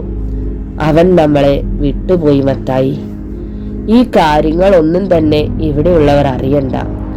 ജോർജിനെ ഈ കല്ലറയിൽ തന്നെ അടക്കം ചെയ്യാം. മറ്റുള്ളവർക്ക് ഈ കാര്യങ്ങൾ വിശ്വസനീയം ആവണമെന്നില്ല. എല്ലാം സഹിച്ചേ മതിയാകൂ. ഫാദർ മത്തായിയെ ആശ്വസിപ്പിച്ചു. അന്ന് അവിടെ വെച്ച് ആ കല്ലറയിൽ തന്നെ ജോർജ് ബെർണാഡിനെ അടക്കം ചെയ്തു. പിന്നീട് 1-2 വർഷങ്ങൾ കൂടി അവിടെ താനുണ്ടായിരുന്നു. കാലമെല്ലാം മായ്ച്ചു കളഞ്ഞു മനസ്സിൽ നിന്ന്. ഫാദർ ഒരു ദീർഘനിശ്വാസം എടുത്തുകൊണ്ട് ആ ആൽബം അടച്ച് ഷെൽഫിൽ തിരികെ വെച്ചു. കുറച്ചു നേരം കട്ടിലിൽ കയറി കണ്ണടച്ച് കിടന്നു. താൻ ഇന്ന് കണ്ട ആ മുഖം, അതെ, ജോർജ് ബെർണാഡ് തന്നെ. അവനെ അത്ര പെട്ടെന്ന് മറക്കില്ല താൻ. പക്ഷേ എങ്ങനെ? ഫാദർ പെട്ടെന്ന് കണ്ണുകൾ തുറന്നു. അതെ, ആ പുസ്തകം. അത് എവിടെയായിരിക്കും? അത് അന്ന് നഷ്ടപ്പെട്ടതാണ്. പിന്നീട് താൻ അതിനെക്കുറിച്ച് ഓർത്തതേ ഇല്ലല്ലോ. ക്ലോക്കിൽ ടൈം 12 അടിച്ചു. ഈ സമയം കൊച്ചുകുഞ്ഞ് ഫാദറിനുള്ള ഉച്ചഭക്ഷണത്തിന്റെ തിരക്കിലായിരുന്നു. എല്ലാം റെഡിയാക്കി കൊച്ചുകുഞ്ഞ് ഫാദറിനെ ഭക്ഷണം കഴിക്കാൻ വിളിച്ചു. ഭക്ഷണം കഴിക്കുന്നതിനിടയിലും ഫാദർ എന്തോ ആലോചനയിലായിരുന്നു. കൊച്ചുകുഞ്ഞ് കുറച്ചു നേരം നോക്കി. എന്നിട്ട് ചോദിച്ചു, എന്തു പറ്റിയച്ചോ? രാവിലെ മുതൽ ഞാൻ നോക്കുന്നു. ഫാദർ ചിരിച്ചുകൊണ്ട് പറഞ്ഞു, ഒന്നുമില്ലെന്റെ കൊച്ചേ, പ്രായം 60 കഴിയുന്നു. ഇനി ആലോചനകൾ കൂടുന്ന സമയമാണ്. കൊച്ചിന് പ്രായം 50 ആകുന്നേ ഉള്ളൂ. എന്റെ പ്രായമാകുമ്പോൾ ഈ അഭിപ്രായം മാറും. കൊച്ചുകുഞ്ഞ് ചിരിച്ചുപോയി. എന്ത് പറഞ്ഞാലും അച്ഛൻ അതിനുള്ള മറുപടി ഉടനെ തന്നെ തരും അല്ലേ? ഫാദർ കൊച്ചുകുഞ്ഞിനോട് പറഞ്ഞു. ഈ തോമസിന്റെ വീട് വരെ ഒന്ന് പോകണമല്ലോ കൊച്ചേ നമുക്ക്. അതിനെന്താ അച്ചോ, ഇടയ്ക്കൊന്ന് പോയിട്ട് വരാം. ഈ സമയം കോളേജിൽ റോയും രാജീവും ഉച്ചയോണ് കഴിഞ്ഞ് ലൈബ്രറിയിൽ പോയി. അവിടെ നിന്നും പുസ്തകങ്ങൾ എടുത്തുകൊണ്ട് അവർ തിരിച്ച് ക്ലാസ് റൂമിൽ പോയി. അത് കഴിഞ്ഞ് റോയി ഇടയ്ക്ക് എന്തിനോ പുറത്തേക്ക് പോയി. രാജീവ് തനിക്ക് അന്ന് രാവിലെ സംഭവിച്ച കാര്യങ്ങൾ ആലോചിച്ചു കൊണ്ടിരിക്കുകയായിരുന്നു. അവൻ പെട്ടെന്ന് റോയിയുടെ ബാഗിൽ നോക്കി. അതിലിരുന്ന പുസ്തകം എടുത്തു. അതിന്റെ പുറത്തെഴുതിയ പേര് കണ്ടപ്പോൾ രാജീവ് വല്ലാതെ ഭയന്നു. മരണമില്ലാത്തവർ എന്നൊരു ഹെഡിങ്ങോട് കൂടിയ ഒരു പുസ്തകം. ഇവൻ ഇതെന്താ പറ്റിയത്? സാധാരണ പഠന വിഷയ സംബന്ധമായ എന്തെങ്കിലും ആയിരിക്കും എടുക്കുക. പക്ഷേ ഇത്... റോയി വരുന്നത് കണ്ട രാജീവ് പുസ്തകം ബാഗിൽ തന്നെ വെച്ചു. ഡെസ്കിൽ തല ചായ്ച്ചു കിടന്നു. അന്ന് ക്ലാസ് കഴിഞ്ഞ് അവർ പോകുന്ന വഴി രാജീവ് റോയിയോട് ചോദിക്കാൻ ഒരുങ്ങി ഇന്ന് രാവിലെ നടന്ന കാര്യങ്ങൾ. പെട്ടെന്ന് റോയി രാജീവിന്റെ തോളിൽ പിടിച്ച് അമർത്തിക്കൊണ്ട് പറഞ്ഞു, എടാ, ബൈക്കൊന്ന് നിർത്തൂ. രാജീവ് ബൈക്ക് റോഡിന്റെ സൈഡിൽ നിർത്തി. റോയി ബൈക്കിൽ നിന്നും ഇറങ്ങി. രാജീവ് ചോദ്യഭാവത്തിൽ അവനെ നോക്കി. റോയി റോഡിന്റെ അപ്പുറത്തേക്ക് നോക്കി നിൽക്കുന്നു. അവന്റെ മുഖം സന്തോഷം കൊണ്ട് നിറഞ്ഞു നിൽക്കുന്നു. രാജീവ് റോയി നോക്കുന്ന സ്ഥലത്തേക്ക് നോക്കി. അത് കണ്ടതും അവന്റെ കണ്ണുകളിൽ ഇരുട്ട് കയറി. സായിപ്പ് സെമിത്തേരിയിലേക്ക് നോക്കി നിൽക്കുന്ന റോയി. അവന്റെ കണ്ണുകൾക്ക് ഒരു പ്രത്യേക ഭാവം. രാജീവ് ഒരു നിമിഷം ഒന്നും ചെയ്യാനാകാതെ നിന്നുപോയി. റോയി മറ്റേതോ ലോകത്താണെന്ന് അവന് തോന്നി. രാജീവ് മെല്ലെ റോയിയുടെ സമീപം ചെന്നു. പിന്നെ അവന്റെ തോളിൽ പിടിച്ചു തിരിച്ചുകൊണ്ട് പറഞ്ഞു, എടാ, നീ എന്താ അങ്ങോട്ട് നോക്കി നിൽക്കുന്നത്? അന്ന് പറഞ്ഞത് മറന്നോ? പറയടാ, മറന്നോ എന്ന്. റോയി സാവധാനം രാജീവിന്റെ നേരെ തിരിഞ്ഞു. ഒരുപാട് ഇഷ്ടമുള്ളിടത്ത് ചെല്ലുമ്പോഴുള്ള സന്തോഷം കൊണ്ട് മുഖം വിടരുന്ന പോലെ ഉണ്ടായിരുന്നു റോയി അപ്പോൾ. രാജീവിനെ ഒരു നിമിഷം നോക്കി നിന്നിട്ട് റോയി പറഞ്ഞു, എടാ, എന്താണ് മരണം എന്ന് നിനക്കറിയോ? നിത്യതയിലേക്കുള്ള പ്രയാണം, ഒരിക്കലും തീരാത്ത യാത്ര. ആ യാത്രയിൽ ആയിരുന്നു ഞാൻ. പക്ഷേ ഇപ്പോൾ എണ്ണീറ്റു, അല്ല, എഴുന്നേൽപ്പിച്ചു. ഇനി ഞാൻ ഉറങ്ങുന്നില്ല പ്രിയ സുഹൃത്തെ. രാജീവ് ഞെട്ടിപ്പോയി. ഇവൻ എന്തൊക്കെ പിച്ചും പെയ്യുമാണ് പറയുന്നത്? അവൻ റോയിയുടെ ചുമലിൽ തല്ലിക്കൊണ്ട് ചോദിച്ചു, റോയി, നീ എന്തൊക്കെയാണ് ഈ പറയുന്നത്? ഇതുവരെ നമ്മൾ ചിന്തിച്ചിട്ട് കൂടിയില്ലാത്ത കാര്യങ്ങളാണല്ലോ. ഇതെല്ലാം നിന്റെ മനസ്സിൽ എങ്ങനെ കയറി? റോയി പെട്ടെന്ന് ഉറക്കമുണർന്ന പോലെ രാജീവിനെ തുറച്ചു നോക്കി. എന്നിട്ട് ചോദിച്ചു, നീ എന്തിനാ ഇവിടെ ബൈക്ക് നിർത്തിയത്? എന്തു പറ്റി? രാജീവ് റോയിയുടെ കയ്യിൽ പിടിച്ച് വലിച്ചുകൊണ്ട് പറഞ്ഞു. ബൈക്കിന്റെ അടുത്ത് വന്നു. എന്നിട്ട് പറഞ്ഞു, അതെ, ഞാനൊന്ന് മുള്ളാൻ നിർത്തിയതാണ്. കഴിഞ്ഞു, പോയാലോ? റോയി പറഞ്ഞു, അത് ശരി, എന്നിട്ടോ? രാജീവ് റോയിയെ നോക്കി. അവൻ പൊട്ടൻ കളിക്കുകയാണോ? ഈശ്വര, എന്തായാലും ഇപ്പോൾ ഒന്നും ചോദിക്കണ്ട. അവർ വീണ്ടും ബൈക്കിൽ കയറി. രാജീവ് സായിപ്പ് സെമിത്തേരിയിൽ നോക്കിയത് പോലുമില്ല. ഇടയ്ക്ക് ബൈക്ക് മിററിലൂടെ അവൻ റോയിയെ നോക്കിക്കൊണ്ടേയിരുന്നു. റോയി എന്തോ ചിന്തയിൽ എന്ന പോലെ ഇരിക്കുകയായിരുന്നു. റോയിയുടെ വീട്ടിലെത്തി രാജീവ് ബൈക്ക് നിർത്തി. റോയി ഒന്ന് തിരിഞ്ഞു പോലും നോക്കാതെ അവന്റെ വീട്ടിലേക്ക് കയറി. രാജീവ് ബൈക്ക് മുന്നോട്ടെടുത്തു. റോയിയുടെ പെരുമാറ്റം വിചിത്രമായിരുന്നു. എന്താണ് സംഭവിക്കുന്നത്? തനിക്ക് ഇന്ന് നേരിട്ട അനുഭവം ആരോടാണൊന്ന് പറയുക? ഓരോന്നോർത്തുകൊണ്ട് അവൻ വീട്ടിലെത്തി. ബൈക്ക് ഒരു സൈഡിൽ വെച്ചിട്ട് അവൻ വീട്ടിലേക്ക് കയറി. അകത്തിരിക്കുന്ന ആളെ കണ്ടപ്പോൾ അവന് സന്തോഷമായി. തന്റെ മാമൻ വന്നിട്ടുണ്ട്. മാമൻ എപ്പോൾ വന്നു? ഒരറിയിപ്പുമില്ലാതെ. ഇത് പതിവില്ലല്ലോ. അതോ ഇതിലെ പോയപ്പോൾ കേറിയതാണോ? രാജീവിന്റെ അമ്മ എന്തോ പറയാൻ തുടങ്ങി. പെട്ടെന്ന് നിർത്തി. രാജീവിന്റെ മാമൻ ഒരു ജ്യോത്സ്യനാണ്. ഒരു 32 വയസ്സോളം ഉണ്ട്. തീരെ ചെറുപ്പം മുതൽ ജ്യോത്സ്യവും വേദപഠനവുമാണ് ഇഷ്ടവിഷയം. ഒരുപാട് ആത്മീയ ആചാര്യന്മാരുമായി നല്ല ബന്ധം പുലർത്തുന്ന ആളുമാണ്. ഹരിനാരായണൻ എന്നാണ് പേര്. ഹരിനാരായണൻ പറഞ്ഞു. രാജീവ്, വിശേഷം പിന്നെ പറയാം. നീ ആദ്യം പോയി കുളിച്ച് ചായ കുടിക്ക്, എന്നിട്ട് സംസാരിക്കാം. ശരി മാമ, എന്നാ പിന്നെ ഞാൻ കുളിച്ചു വരാം. രാജീവ് അകത്തേക്ക് പോയി. ഹരിനാരായണൻ തന്റെ ചേച്ചിയെ നോക്കി പറഞ്ഞു. ഞാൻ പറഞ്ഞത് അവൻ അറിയണ്ട. ഞാൻ സാവധാനം പറഞ്ഞു കൊടുത്തോളാം, കേട്ടോ? അവൻ പോയി കുളിച്ചു കഴിഞ്ഞ് ചായ എടുത്തു കൊടുക്ക്. ഞാൻ പുറത്തു പോയിട്ട് വരാം. ഹരിനാരായണൻ പുറത്തേക്കിറങ്ങി. ഈ സമയം സന്ധ്യാപ്രാർത്ഥന കഴിഞ്ഞ് ഫാദർ ബൈബിൾ വായിക്കുകയായിരുന്നു. അപ്പോഴാണ് കൊച്ചുകുഞ്ഞ് വന്ന് പറഞ്ഞത്, അച്ചോ, ഒരാൾ കാണാൻ വന്നിരിക്കുന്നു, കേറി വരാൻ പറയട്ടെ. ഫാദർ ബൈബിളിൽ നിന്നും കണ്ണുകൾ എടുക്കാതെ പറഞ്ഞു, വരാൻ പറയൂ. മുറിയുടെ ഉള്ളിലേക്ക് ഭസ്മത്തിന്റെയും ചന്ദനത്തിന്റെയും കുളിർമയുള്ള സുഗന്ധം കടന്നു വന്നു. ഫാദർ കണ്ണുകൾ അടച്ചുകൊണ്ട് അത് ആസ്വദിച്ചു. നമസ്കാരം ഫാദർ. ഒരു മുഴക്കമുള്ള ശബ്ദം അവിടെ മുഴങ്ങി. ഫാദർ തല തിരിച്ചു നോക്കി. ഹരിനാരായണൻ. തന്റെ കൂട്ടുകാരിൽ തനിക്ക് ശിഷ്യനെ പോലെ വാത്സല്യം തോന്നിയ ഹരി. ഫാദർ ചാടി എഴുന്നേറ്റ് ചെന്ന് ഹരിയെ കെട്ടിപ്പിടിച്ചു. കഴിഞ്ഞ വർഷം കണ്ടതാണ് ഹരിയെ. ഫാദർ കുറച്ച് ദേഷ്യത്തോടെ പറഞ്ഞു, ഒന്ന് വിളിക്കാൻ തോന്നിയോ എന്നെ? പറയടാ. ഹരി ഫാദറിന്റെ കാലിൽ തൊട്ട് വണങ്ങി. എന്നിട്ട് പറഞ്ഞു, ഇവിടെ അടുത്താണ് എന്റെ ചേച്ചിയുടെ വീട്. അവിടെ വന്നതാണ്. അപ്പോഴാണ് അറിഞ്ഞത് ഇവിടെ പള്ളിയിലെ വികാരി കുര്യച്ചനാണെന്നറിഞ്ഞു. അപ്പോൾ വന്നെന്ന് കാണാൻ തോന്നി. ഫാദർ ഹരിയെ പിടിച്ച് തന്റെ അടുത്തിരുത്തി. എന്നിട്ട് പറഞ്ഞു, നീ വന്നത് നന്നായി. ഒരു പ്രശ്നമുണ്ട്. നിന്നോടാണെങ്കിൽ എനിക്ക് ധൈര്യമായിട്ട് പറയാം. ഹരിനാരായണൻ പറഞ്ഞു. ഞാനും പ്രധാന ഒരു കാര്യം പറയാനാണ് ചേച്ചിയുടെ അടുത്ത് വന്നത്. ഫാദർ പറഞ്ഞു. എങ്കിൽ എല്ലാം ഒന്നാവാനാണ് സാധ്യത. കൊച്ചുകുഞ്ഞ് ചായയുമായി അങ്ങോട്ട് വന്നപ്പോൾ അവർ ആ ടോപ്പിക് വിട്ടു.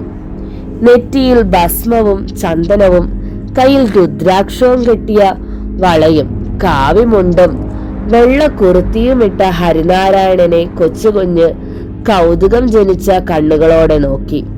ഫാദർ ചിരിച്ചുകൊണ്ട് പറഞ്ഞു, കൊച്ചേ, ഇവൻ മന്ത്രവാദി ഒന്നുമല്ല, ഒരു പാവം ജ്യോത്സ്യനാണ്. ഹരി അത് കേട്ട് ചിരിച്ചു. ഫാദർ, നമുക്ക് പുറത്തേക്കൊന്ന് ഇറങ്ങി നടന്നാലോ, പള്ളിമുറ്റം വരെ? ഫാദർ പറഞ്ഞു. അതിനെന്താ ഹരി, പോകാം, വരൂ. അവർ പുറത്തേക്കിറങ്ങി നടക്കാൻ തുടങ്ങി. ഹരി നടക്കുന്ന വഴി ഫാദറിനോട് പറഞ്ഞു, ഞാൻ ഇവിടെ വന്നതിന് കാരണം ചെറിയൊരു പ്രശ്നപരിഹാരത്തിനാണ്. അതെന്താണെന്ന് വെച്ചാൽ എന്റെ ചേച്ചിയുടെ മകൻ രാജീവ്, അവന്റെ ജാതകത്തിൽ ചില അപകട സാധ്യതകൾ ഞാൻ കണ്ടു. നിസ്സാര കാര്യമല്ല. ഒരുപാട് പ്രശ്നങ്ങളെ അഭിമുഖീകരിക്കേണ്ടി വരും. അവനും നിമിത്തമായ ഒരു പൈശാചിക ശക്തിയുടെ പുനർജനനം നടന്നു കഴിഞ്ഞു. വളരെ അപകടമാണ് അത്. അത് കേട്ടതും ഫാദർ പെട്ടെന്ന് നിന്നുപോയി. ഒരു നിമിഷം ഫാദർ ഹരിയെ സൂക്ഷിച്ചു നോക്കി. ഫാദറിൽ ഉണ്ടായ മാറ്റം കണ്ടപ്പോൾ ഹരി ചോദിച്ചു, എന്താ ഫാദർ, എന്തു പറ്റി? ഫാദർ പറഞ്ഞു. എനിക്ക് പറയാനുള്ളത് തന്നെയാണ് ഹരിയും പറഞ്ഞത്. ഫാദർ തനിക്കുണ്ടായിരുന്ന അനുഭവം എല്ലാം തുറന്നു പറഞ്ഞു. ജോർജ് ബെർണാഡ് എന്ന യുവാവും അവിടെ ഉണ്ടായിരുന്ന സംഭവ വികാസങ്ങളും എല്ലാം കേട്ട് കഴിഞ്ഞ് ഹരി പറഞ്ഞു, ഫാദർ, അത് നിസ്സാര ശക്തിയല്ല. അവനെ പൂർണ്ണ ശക്തിയിലാവാൻ സമ്മതിച്ചുകൂടാ. സർവനാശമായിരിക്കും ഫലം. എനിക്കറിയാം ഹരി. നമുക്ക് നാളെ തന്നെ ചില കാര്യങ്ങൾ അറിയാനുണ്ട്. എന്തായാലും ആരും ഒന്നും അറിയണ്ട. കുറച്ചു കഴിഞ്ഞ് പോയാൽ മതി എൻ്റെ അടുത്ത് നിന്ന്, കേട്ടോ? അവർ വീണ്ടും നടന്നു. ഈ സമയം രാത്രി ഏകദേശം 9 മണി കഴിഞ്ഞു. റോയി തൻ്റെ റൂമിൽ കിടക്കുകയായിരുന്നു. പെട്ടെന്ന് അവൻ കണ്ണുകൾ തുറന്നു. വല്ലാത്തൊരു ഭാവത്തിൽ ജനലിൻ്റെ അടുത്ത് വന്നു. ജനലിൻ്റെ കൊളുത്തുകൾ തന്നെ തുറന്നു. വല്ലാത്തൊരു ശബ്ദത്തോടെ ജനൽ പാളികൾ തുറന്നു. 2 കൈയും വിരിച്ചു നിന്നുകൊണ്ട് റോയി എന്തോ പിറുപിറുക്കാൻ തുടങ്ങി. പുറത്ത് മരച്ചില്ലയിൽ ഇരുന്നു കൊണ്ട് ഒരു കാലൻ കോഴി ഉറക്കെ കൂവി. ഈ സമയം സായിപ്പ് സെമിത്തേരിയിൽ നിന്നും അതിഭയങ്കരമായ ഒരു മൂളൽ ഉയർന്നു തുടങ്ങി. അത് ഒരു ചെറിയ ചുഴലിക്കാറ്റായി രൂപം കൊണ്ടു. അതിവേഗത്തിൽ അത് റോയിയുടെ വീട് ലക്ഷ്യം വെച്ച് നീങ്ങാൻ തുടങ്ങി. ഈ സമയം ഫാദറിന്റെ മേശയിലിരുന്ന ക്രൂശിത രൂപം തറയിലേക്ക് വലിയ ശബ്ദത്തോടെ വീണ് ചിതറി. കത്തി നിന്ന മെഴുകുതിരികൾ ആരോ ഊതി അണയ്ക്കുന്ന പോലെ ഒരുമിച്ചണഞ്ഞു. ഫാദർ ഹരിനാരായണനുമായി സംസാരിച്ചു കഴിഞ്ഞ് തിരിച്ചു തൻ്റെ മുറിയിൽ വന്നു കിടന്നു. കുറച്ചു കഴിഞ്ഞ് അഗാധമായ ഉറക്കത്തിൽ ആയി ഫാദർ. താൻ ഒരു സെമിത്തേരിയിൽ നിൽക്കുന്നു. ചുറ്റും നിഴൽ പോലെയുള്ള ആളുകൾ. ഒന്നിനും പൂർണ്ണതയില്ല. അവ പക്ഷേ നോക്കുന്നത് മറ്റൊരു സ്ഥലത്തേക്കാണ്. ഫാദർ അങ്ങോട്ട് നോക്കി. ഒരു നിമിഷം ഞെട്ടി പിറകോട്ട് മാറി. അവിടെ ഭൂമിയിൽ നിന്നും 5 അടി ഉയരത്തിൽ നിൽക്കുന്ന ജോർജ് ബെർണാഡ്. നീണ്ട ഗൗണാണ് അവന്റെ വേഷം. അതിന്റെ കളർ രാത്രിയുടെ ഇരുളിമയായിരുന്നു. അവന്റെ മുഖത്ത് തന്നെ പുച്ഛിച്ചുള്ള ഒരു ചിരിയുണ്ടായിരുന്നു. അവർ തന്നെ നോക്കി ഉറക്കെ പറയുന്നു, ഞാൻ പറഞ്ഞത് നീ ഓർക്കുന്നുണ്ടോ? ഞാൻ മരണമില്ലാത്തവനാണെന്ന്. ഇതാ ഞാൻ തിരിച്ചു വന്നു. കാണട്ടെ നിന്റെ ദൈവത്തിന്റെ ശക്തി. ജോർജ് കൈകൾ ഉയർത്തി. ചുറ്റും നിന്നിരുന്ന രൂപങ്ങൾ ഫാദറിനെ പൊതിഞ്ഞു. എല്ലാവരെയും തള്ളി മാറ്റിക്കൊണ്ട് ഫാദർ ജോർജിനോട് എന്തോ പറയാൻ തുടങ്ങി. പക്ഷേ ശബ്ദം പുറത്തു വന്നില്ല. ഫാദർ തൻ്റെ തൊണ്ടയിൽ അമർത്തി.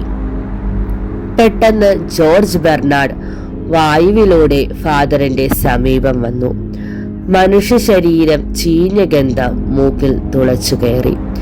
ജോർജ് ബെർണാഡ് അലറിക്കൊണ്ട് പറഞ്ഞു, നിനക്കിനി രക്ഷയില്ല. നിന്നെ രക്ഷിക്കാൻ ഇനി ആർക്കും സാധ്യമല്ല.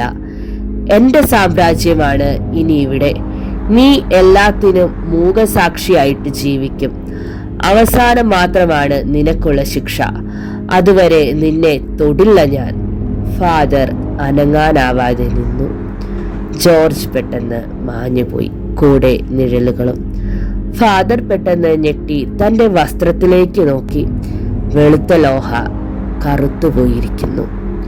കഴുത്തിൽ കിടന്ന ക്രൂശിത രൂപം തല തിരിഞ്ഞു കിടക്കുന്നു. പെട്ടെന്ന് ഒരു വലിയ കുഴിയിലേക്ക് ഫാദർ വീണു. പെട്ടെന്ന് ഫാദർ കണ്ണുകൾ തുറന്നു. എന്തോ വീഴുന്ന ശബ്ദം. എഴുന്നേറ്റ് ലൈറ്റ് ഇട്ടു. തന്റെ മേശയ്ക്കു താഴെ വീണു കിടക്കുന്ന ക്രൂശിത രൂപം. ഉടനെ തന്നെ അതെടുത്ത് വീണ്ടും മേശയിൽ വെച്ചു. മരത്തിൽ കൊത്തിയ ആ രൂപത്തിന് നല്ല ഭാരമുണ്ടായിരുന്നു.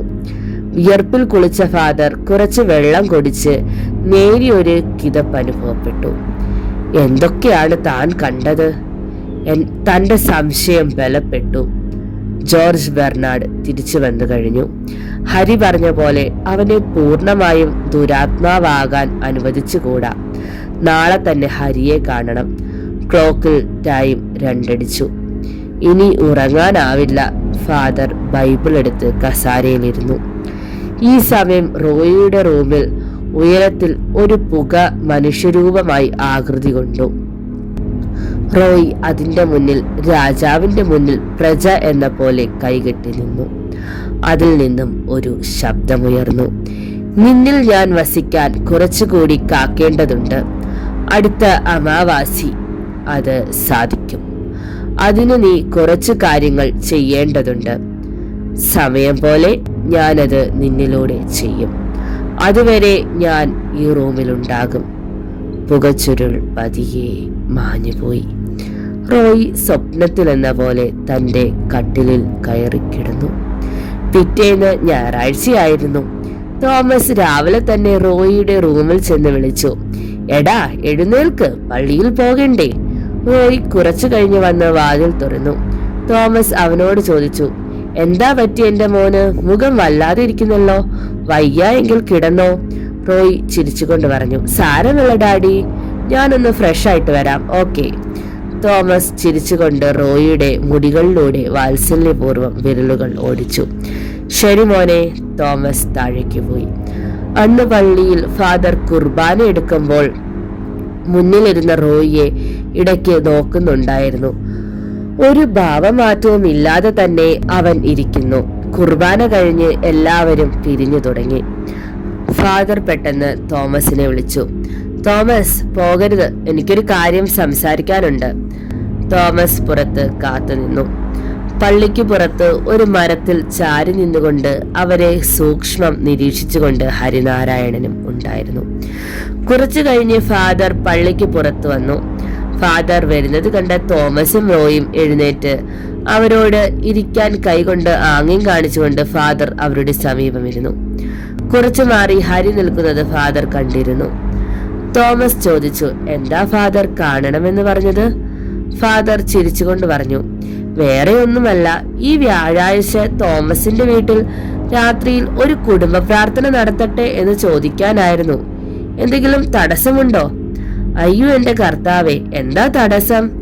ഞാനത് അങ്ങോട്ട് പറയണമെന്ന് ഓർത്തിരിക്കുകയായിരുന്നു, തോമസ് പറഞ്ഞു. ഫാദർ ചിരിച്ചുകൊണ്ട് റോയിയോട് ചോദിച്ചു, അന്ന് ബൈക്ക് മുട്ടിയത് മോൻ പറഞ്ഞായിരുന്നു ഡാഡിയോട്? തോമസ് അത്ഭുതത്തോടെ ചോദിച്ചു. ബൈക്ക് മുട്ടിയെന്നോ? എപ്പോൾ? എന്നോടൊന്നും പറഞ്ഞില്ലല്ലോ ഇവൻ. റോയി പറഞ്ഞു, ഡാഡി 2 ദിവസം മുമ്പ് രാജീവും ഞാനും കോളേജിൽ പോകുന്ന വഴി ചെറുതായി ഒന്ന് ഫാദറിന്റെ കാർ മുട്ടി, അതാണ്, ഒന്നും പറ്റിയില്ല. ഫാദർ പറഞ്ഞു, അതെ, ഞാൻ പതുക്കിയായിരുന്നു ഡ്രൈവിംഗ്, കർത്താവ് കാത്തു. ഇത് പറയുമ്പോൾ റോയിയുടെ മുഖത്തേക്ക് നോക്കി. അവിടെ ഒരു ഭാവമാറ്റവുമില്ല. ഒരു 10 മിനിറ്റോളം അവർ സംസാരിച്ചു. കുറച്ചു കഴിഞ്ഞ് തോമസ് ഫാദറിനോട് യാത്ര ചോദിച്ചിറങ്ങി. അവർ കാറിൽ കയറി പോകുന്ന കണ്ടപ്പോൾ ഹരി ഫാദറിന്റെ സമീപം ചെന്നു. കൈകൊണ്ട് ഫാദറിനെ അഭിവാദ്യം ചെയ്തുകൊണ്ട് ഹരിനാരായണൻ ബെഞ്ചിലിരുന്നു. ഫാദർ പറഞ്ഞു, ഹരി, റോയി പള്ളിയിൽ വന്നു, കുർബാന കൂടി. ഒരു നീചശക്തി കൂടെ ഉണ്ടെങ്കിൽ ഒരിക്കലും പള്ളിയിൽ വന്ന് ഇങ്ങനെ ഇരിക്കാൻ ആവില്ല. പക്ഷേ ഞാൻ ശരിക്കും കണ്ടതുമാണ്. മുറിഞ്ഞു വീണ വിരൽ അന്തരീക്ഷത്തിലൂടെ പാഞ്ഞുപോയി റോയിയുടെ കൈകളിൽ എത്തുന്നത്. എന്നിട്ട് അവന്റെ മുഖത്ത് കണ്ട ചിരി എന്റെ മനസ്സിലുണ്ട് ഇപ്പോഴും. പക്ഷേ ഹരി ഒരു നിമിഷം ആലോചിച്ചു. എന്നിട്ട് പറഞ്ഞു, ഫാദർ, ഇന്നലെ ഞാൻ രാജീവുമായി സംസാരിച്ചു. അവനെല്ലാം എന്നോട് പറഞ്ഞു. അതെന്താണെന്ന് വെച്ചാൽ രാജീവും റോയിയും സായിപ്പ് സെമിത്തേരിയിൽ പോയതും അവിടെ നടന്നതും റോയിയുടെ വീട്ടിൽ ചെന്നപ്പോൾ ഉണ്ടായ അനുഭവങ്ങളും റോയിയുടെ പെരുമാറ്റത്തിലെ മാറ്റങ്ങളും എല്ലാം. ഫാദറിന്റെ നെറ്റിയിൽ ചുളിവുകൾ വീണു. ഹരി വീണ്ടും പറഞ്ഞു, ഇന്ന് റോയി പള്ളിയിൽ വന്നു എങ്കിൽ ഒരു കാര്യം ഉറപ്പാണ്. ഫാദർ ചോദ്യഭാവത്തിൽ ഹരിയെ നോക്കി. ആ സായിബ് സെമിത്തേരിയിൽ നിന്ന് പുറത്തു കടന്ന പൈശാചിക ശക്തി റോയിയുടെ ദേഹത്തില്ല. ഫാദർ അറിയാതെ എഴുന്നേറ്റു. പിന്നെ എന്താണ് സംഭവിച്ചത്? പറയൂ ഹരി. ഹരി ഒരു നിമിഷം കണ്ണുകൾ അടച്ചു. എന്നിട്ട് പള്ളിയുടെ നേരെ എതിർവശത്തേക്ക് കൈ ചൂണ്ടി. ഫാദർ ചെറിയ നടുക്കത്തോടെ അങ്ങോട്ട് നോക്കി. അവിടെ തങ്ങളെ തന്നെ രൂക്ഷമായി നോക്കി നിൽക്കുന്ന രാജീവ്. ഫാദർ ഹരിനാരായണനെ ഒന്നും മനസ്സിലാകാതെ നോക്കി. എന്റെ കർത്താവേ, എന്താ ഈ കേട്ടത്? അപ്പോൾ റോയി അല്ലേ? താൻ കണ്ടത് റോയിയുടെ മുഖമല്ലേ? ഹരി ഫാദറിന്റെ മുഖഭാവം ശ്രദ്ധിച്ചു. എന്നിട്ട് പറഞ്ഞു, ഞാൻ പറയുന്നത് ശ്രദ്ധിച്ചു കേൾക്കണം ഫാദർ. ഇന്നലെ രാത്രിയിൽ ഞാൻ രാജീവിന്റെ മുറിയിൽ ചെന്നിരുന്നു. കാര്യങ്ങൾ എല്ലാം അറിഞ്ഞു. അതിന്റെ ഇടയിൽ ഞാൻ അവന്റെ കഴുത്തിൽ കെട്ടിക്കൊടുത്ത ഏലസ് കാണാനുണ്ടായില്ല. ഞാൻ ചോദിച്ചതുമില്ല. ഞാൻ തിരിച്ച് മുറ്റത്തേക്കിറങ്ങി. മനസ്സിൽ ചില കാര്യങ്ങൾ സംശയപ്പെട്ടു വരുന്നു. ആ സമയമാണ് അവന്റെ ജനലിന്റെ ഇടയിലൂടെ എന്തോ പുക പോലെ കേറിപ്പോകുന്നത് കണ്ടത്. എന്റെ കയ്യിൽ കെട്ടിയ രക്ഷ വിറകൊണ്ടു. എനിക്ക് നെഗറ്റീവ് എനർജി ഫീൽ ഉണ്ടായി. പെട്ടെന്ന് ശക്തമായ ഒരടിയേറ്റ് ഞാൻ മറിഞ്ഞു വീണു. കുറച്ചു സമയം ഞാൻ നിലത്ത് കിടന്നു. രക്ഷാതാകിടുള്ളത് കൊണ്ട് എന്നെ അപായപ്പെടുത്താൻ ആ നീചശക്തിക്കും പറ്റിയില്ല. പതിയെ എഴുന്നേറ്റ് ചെന്ന് ജനലിന്റെ വിടവിലൂടെ ഞാൻ രാജീവിന്റെ മുറിയിൽ നോക്കി. അപ്പോൾ കണ്ട കാഴ്ച ഭീകരമായിരുന്നു. അവൻ വായുവിൽ ഉയർന്നു നിൽക്കുന്നു. മുഖം വലിഞ്ഞു മുറുകി പൈശാചികമായിരുന്നു. ഞാൻ പെട്ടെന്ന് തന്നെ അവിടെ നിന്നും മാറിപ്പോയി. ആരോടും പറയാതെ തന്നെ ഞാൻ രാത്രിയിൽ സായിബ് സെമിത്തേരിയിലെത്തി. അവർ പരീക്ഷണം നടത്തിയ കല്ലറയായിരുന്നു ലക്ഷ്യം. കയ്യിൽ നല്ല പോയിന്റ് പവറുള്ള ടോർച്ചും തൻ്റെ വെള്ളി കെട്ടിയ രുദ്രാക്ഷമാലയും ഉണ്ടായിരുന്നു.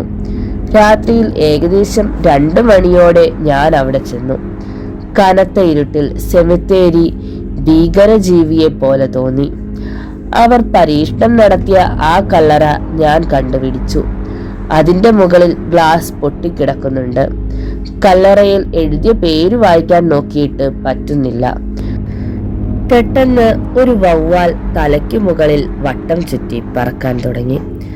കുറച്ചു കഴിഞ്ഞ് അവറ്റകൾ കൂട്ടമായി എത്താൻ തുടങ്ങി. ഇനിയും അവിടെ നിൽക്കുന്നത് ആപത്താണെന്നറിഞ്ഞ് അവിടെ നിന്നും പോന്നു. വീട്ടിൽ എത്തിയിട്ട് രാജീവിന്റെ മുറിയിൽ ചെന്ന് നോക്കിയാലോ എന്ന് വിചാരിച്ചു. പിന്നെ വേണ്ട എന്നോർത്ത് തിരിച്ചു വന്ന് കിടന്നു. രാവിലെ തന്നെ ഞാൻ രാജീവിന്റെ അടുത്ത് ചെന്ന് അവനോട് എന്റെ കൂടെ വരാൻ പറഞ്ഞു. ഇങ്ങോട്ടാണെന്ന് പറഞ്ഞില്ല. പള്ളിയിലേക്കാണെന്ന് അവൻ ഓർത്തില്ല. അതാണ് അവൻ അവിടെ തന്നെ നിന്നു പോയത്. ഫാദർ ആലോചനയിൽ താടിയൊഴിഞ്ഞു.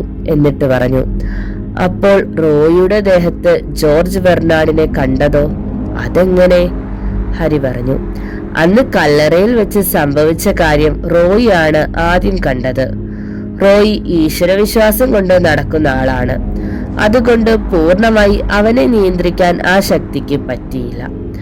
അതുകൊണ്ടാണ് ഈശ്വരവിശ്വാസം ഇല്ലാത്ത റോയിൽ എന്തോ പ്രശ്നമുണ്ടെന്ന് എപ്പോഴും വിചാരിച്ചുകൊണ്ട് നടന്ന രാജീവിന് ആ ശക്തി കയറിയത്.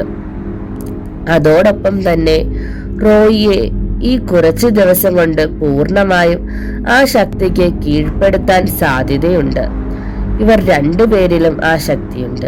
പക്ഷേ ആരിലാണോ അത് പൂർണ്ണമായും കയറുന്നത് അയാൾ അടുത്ത ആളെ കൊല്ലുവാൻ സാധ്യത കൂടുതലാണ്.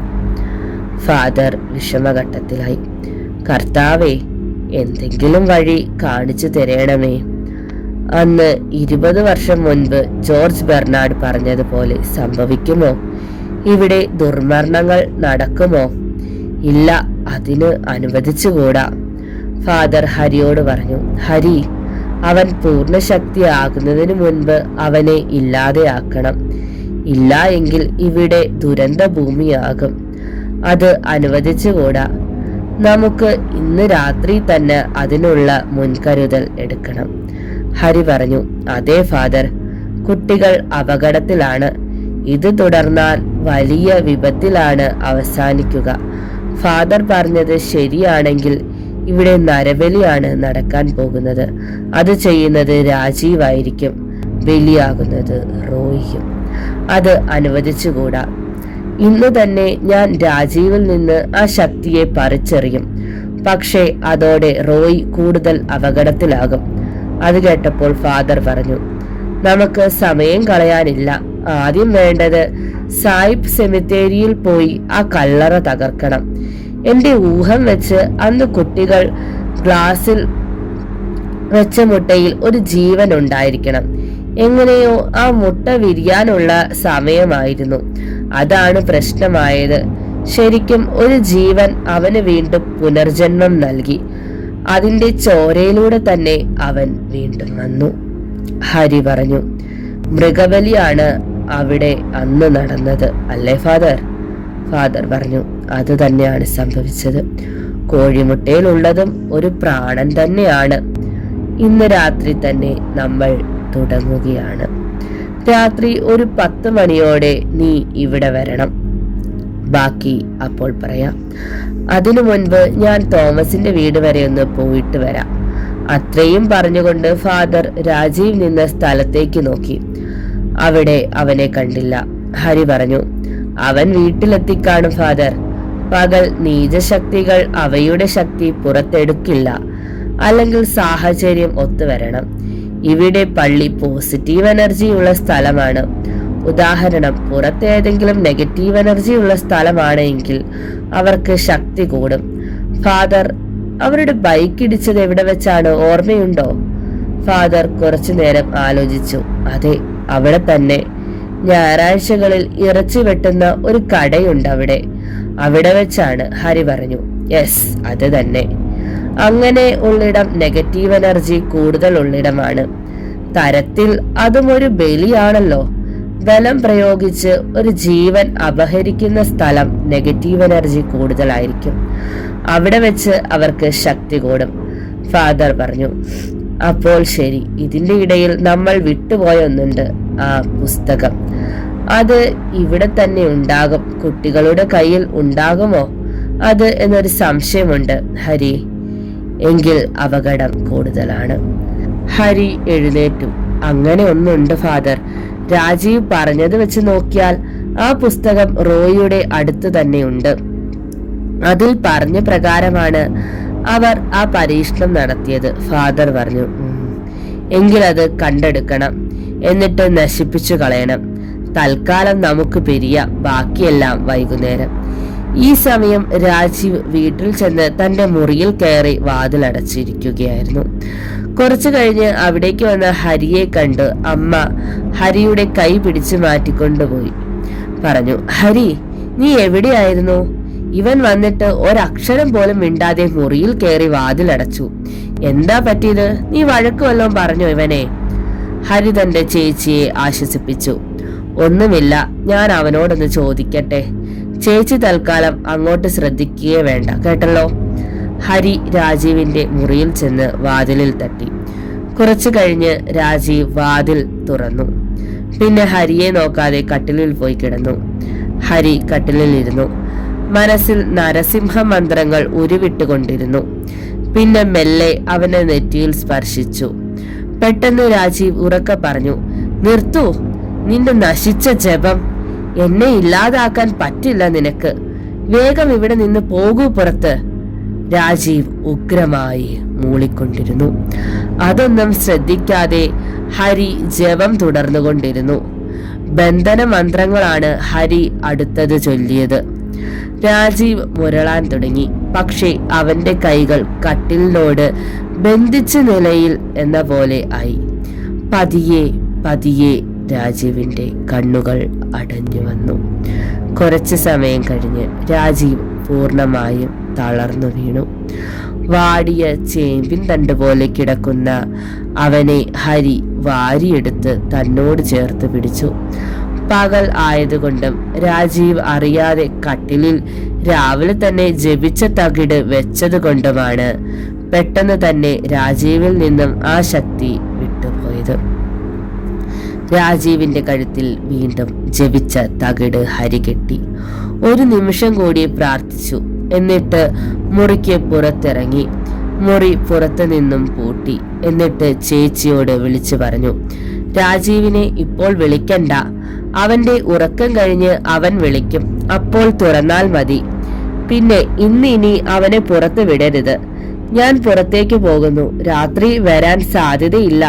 കൂട്ടുകാരന്റെ വീട്ടിലായിരിക്കും. നാളെ വന്നോളാം. ഹരി പറയുന്നത് കേട്ട് രാജീവിന്റെ അമ്മ നിറ കണ്ണുകളോടെ തലയാട്ടി. ഈ സമയം ഫാദർ ഹോളി വാട്ടറും തന്റെ വെള്ളിക്കുരിശും എടുത്ത് പ്രാർത്ഥനയിലായിരുന്നു. ഏകദേശം രാത്രി 9 മണിയോടെ ഹരി ഫാദറിന്റെ അടുത്തെത്തി.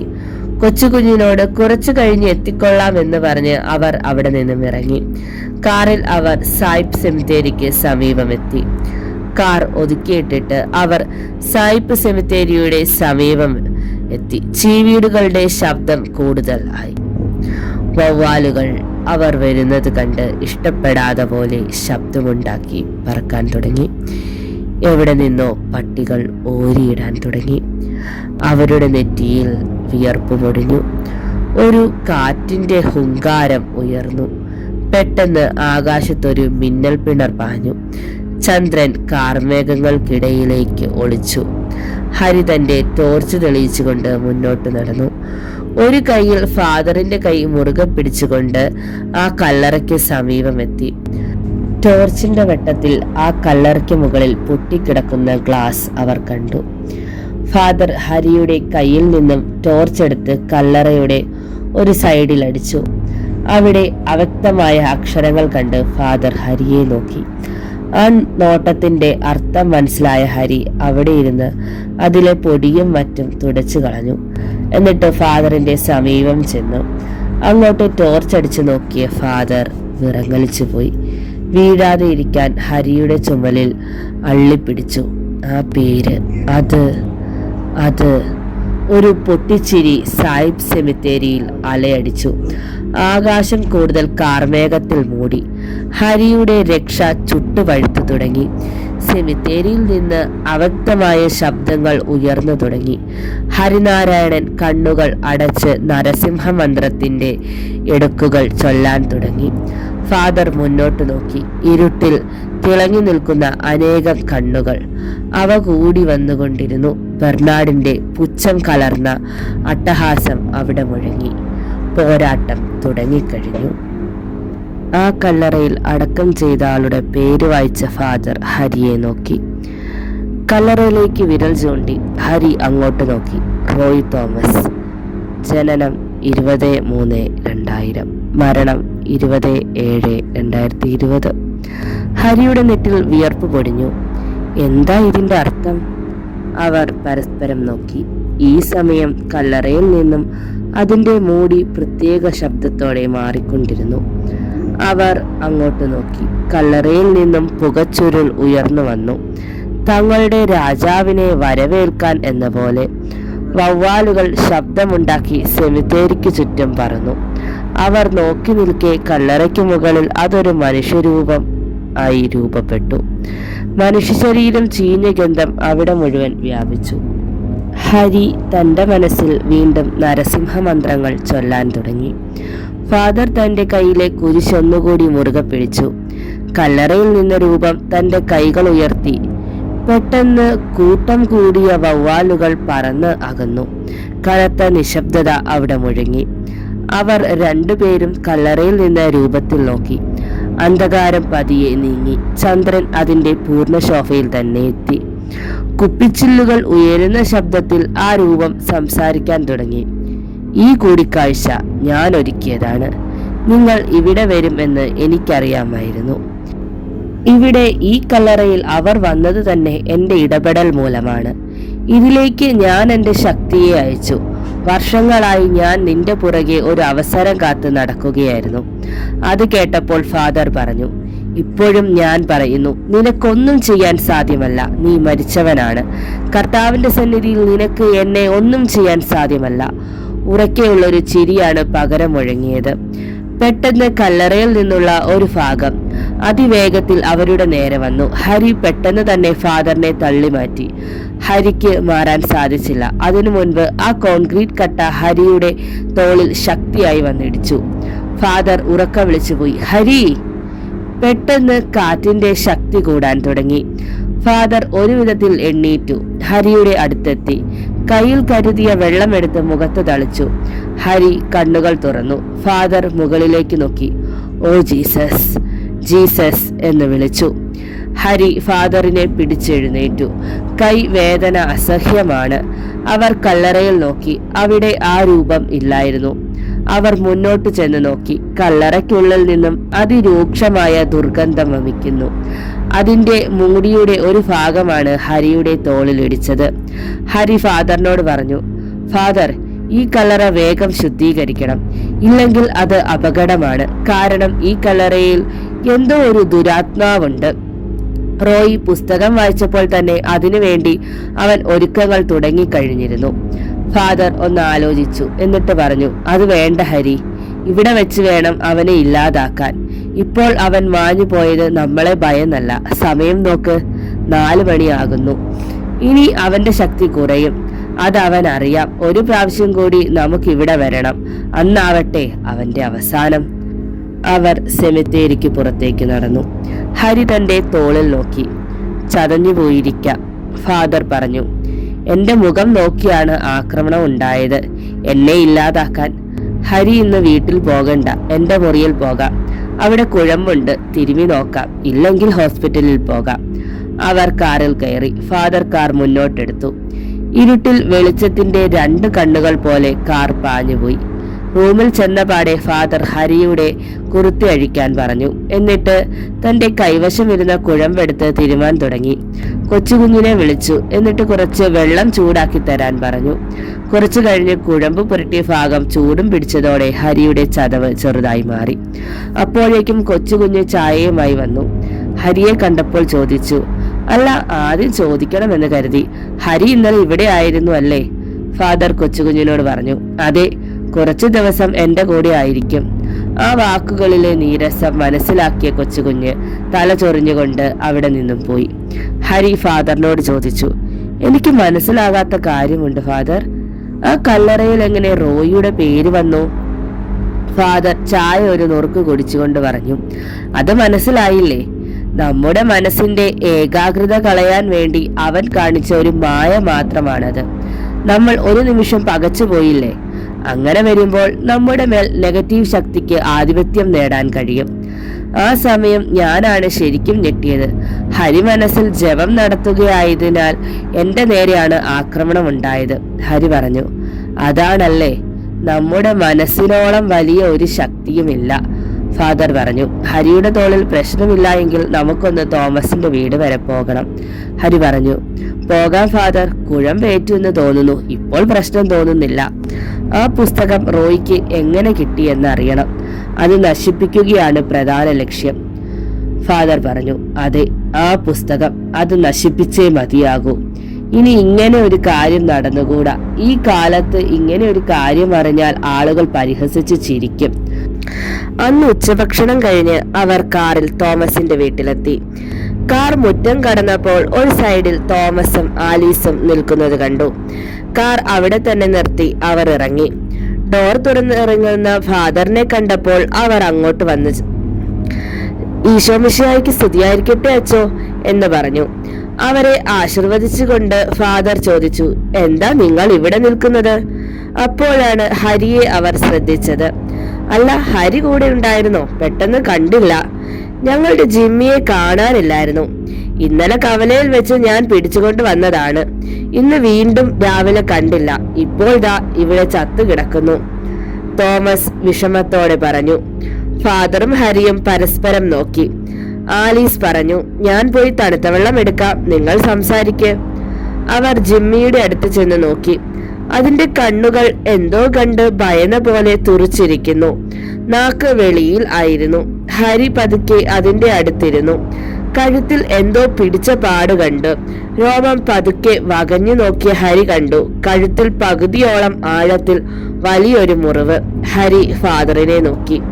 ഫാദർ മനസ്സിലായ പോലെ തലകുലുക്കി. തോമസ് ഒരു ജോലിക്കാരനെ വിളിച്ചു. അതിനെ കുഴിച്ചിടാൻ ഏൽപ്പിച്ചു. അവർ 3 പേരും ഹാളിലിരുന്നു. ഓരോ സംസാരത്തിന്റെ ഇടയിൽ ഫാദർ ചോദിച്ചു, തോമസ്, നിങ്ങൾ ഇപ്പോൾ പഴയ വീടുകൾ മേടിച്ച് പൊളിച്ചു വിൽക്കുന്ന ബിസിനസ് നിർത്തിയോ? തോമസ് മുന്നോട്ടെന്ന് ആഞ്ഞിരുന്നു.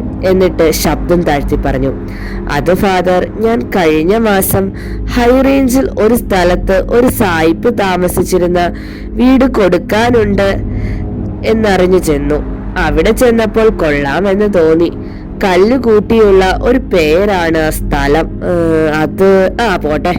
അങ്ങനെ ഞാൻ കുറച്ച് പണിക്കാരെ കൂട്ടി അവിടെ ചെന്നു. ബാക്കി എല്ലാ കാര്യങ്ങളും പറഞ്ഞേൽപ്പിച്ച് ഞാൻ ഇങ്ങ് പോന്നു. പിറ്റേന്ന് അവർ എല്ലാവരും കൂടി ആ സാധനങ്ങളെല്ലാം വീടിന്റെ പുറകിൽ കൂട്ടിയിട്ടു. ഞാൻ ഹാളിൽ ഇരിക്കുകയായിരുന്നു. അപ്പോഴാണ് വീടിന്റെ പിറകിൽ നിന്നും ഒരു നിലവിളി കേട്ടത്. അത് ആ പണിക്കാരുടെ നിലവിളിയായിരുന്നു. ഞാൻ അങ്ങോട്ട് ഓടിച്ചെന്ന് അപ്പോൾ കണ്ടത് അവർ 4 പണിക്കാരുണ്ടായിരുന്നു. അതിൽ ഒരാൾ കയ്യിൽ ഒരു കമ്പിയുമായി നിൽക്കുന്നു.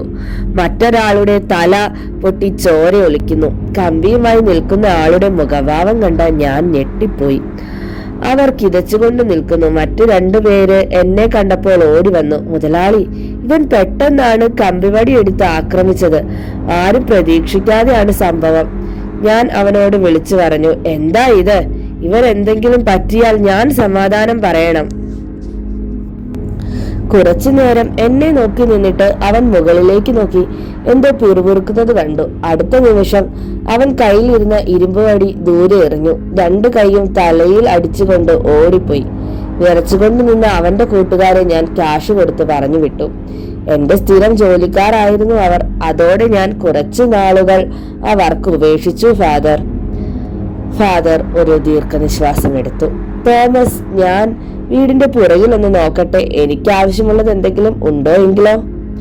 തോമസ് പറഞ്ഞു, അതിനെന്താ ഫാദർ, നോക്കിക്കോളൂ. നിങ്ങൾ വൈകിട്ട് പോയാൽ മതി. ഞാൻ പുറത്തു പോയി കുറച്ച് സാധനങ്ങൾ വാങ്ങി വരാം.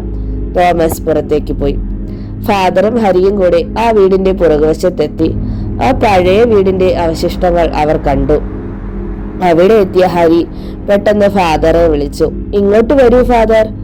അവിടെ ചെന്ന ഫാദർ കണ്ടത് ഒരു ഇരുമ്പ് പെട്ടിയായിരുന്നു. അതിന്റെ പുറത്ത് ഏതോ ഒരു ജീവിയുടെ കണ്ണുകൾ വരച്ചു വെച്ചിരിക്കുന്നു. അത് കണ്ടപ്പോൾ തന്നെ ഫാദർ പറഞ്ഞു, ഈ പെട്ടിയിൽ നിന്നാണ് റോയ്ക്ക് പുസ്തകം കിട്ടിയിട്ടുണ്ടാകുക. ഹരി പെട്ടെന്ന് ഫാദറിന്റെ കയ്യിൽ പിടിച്ചു. ഫാദർ ഹരിയുടെ മുഖത്തേക്ക് നോക്കി. ഹരി കുറച്ച് ദൂരത്തേക്ക് കൈ ചൂണ്ടി. ഫാദർ അത് കണ്ട് വിശ്വസിക്കാനാവാതെ നിന്നുപോയി. ഗാർഡന്റെ ഒരു വശം ചെടികൾ കൊണ്ട് മറഞ്ഞിരുന്നു. അതിന്റെ ഇടയിൽ തങ്ങളെ നോക്കി നിൽക്കുന്ന ജിമ്മി. അതിന്റെ കണ്ണുകൾ വല്ലാതെ വിടർന്നിരിക്കുന്നു. ഹരി സൂക്ഷിച്ചു നോക്കി. സാധാരണ പട്ടികൾ നാവ് വെളിയിലിട്ട് മാത്രമാണ് ഇരിക്കൂ. പക്ഷെ ഇത് വായു തുറക്കാതെ തങ്ങളെ തന്നെ നോക്കുന്നു. ഫാദർ ഹരിയോട് പറഞ്ഞു, ഹരി, ചുറ്റും അവന്റെ ശക്തിയുണ്ട്. അതിന്റെ തെളിവാണ് ഈ കാണുന്നത്. ഹരി മുന്നോട്ട് നടന്നു. ഫാദറും ഹരിയുടെ കൂടെ ചെന്നു. പെട്ടെന്ന് പുറകിൽ എന്തോ പൊട്ടിത്തെറിച്ച് കത്തുന്ന ശബ്ദമുണ്ടായി. അവർ ഞെട്ടി പുറകോട്ട് നോക്കി. ആ പെട്ടി കത്തിക്കൊണ്ടിരിക്കുന്നു. ഇരുമ്പ് പെട്ടി കത്തുന്നത് എങ്ങനെയാണ്? ഹരിക്ക് സംശയം തോന്നി. ഹരി ഫാദറിനെ നോക്കി. ഫാദർ പറഞ്ഞു, ഹരിയുടെ സംശയം എനിക്ക് മനസ്സിലായി. അതിന്റെ ഉള്ളിൽ ലെതർ പോലെ എന്തോ ഉണ്ട്. അത് ഇവിടെയുള്ള നിർമ്മിതിയല്ല. അവർ ജിമ്മി നിന്ന സ്ഥലത്തേക്ക് നോക്കി. അവിടെ ശൂന്യമായിരുന്നു.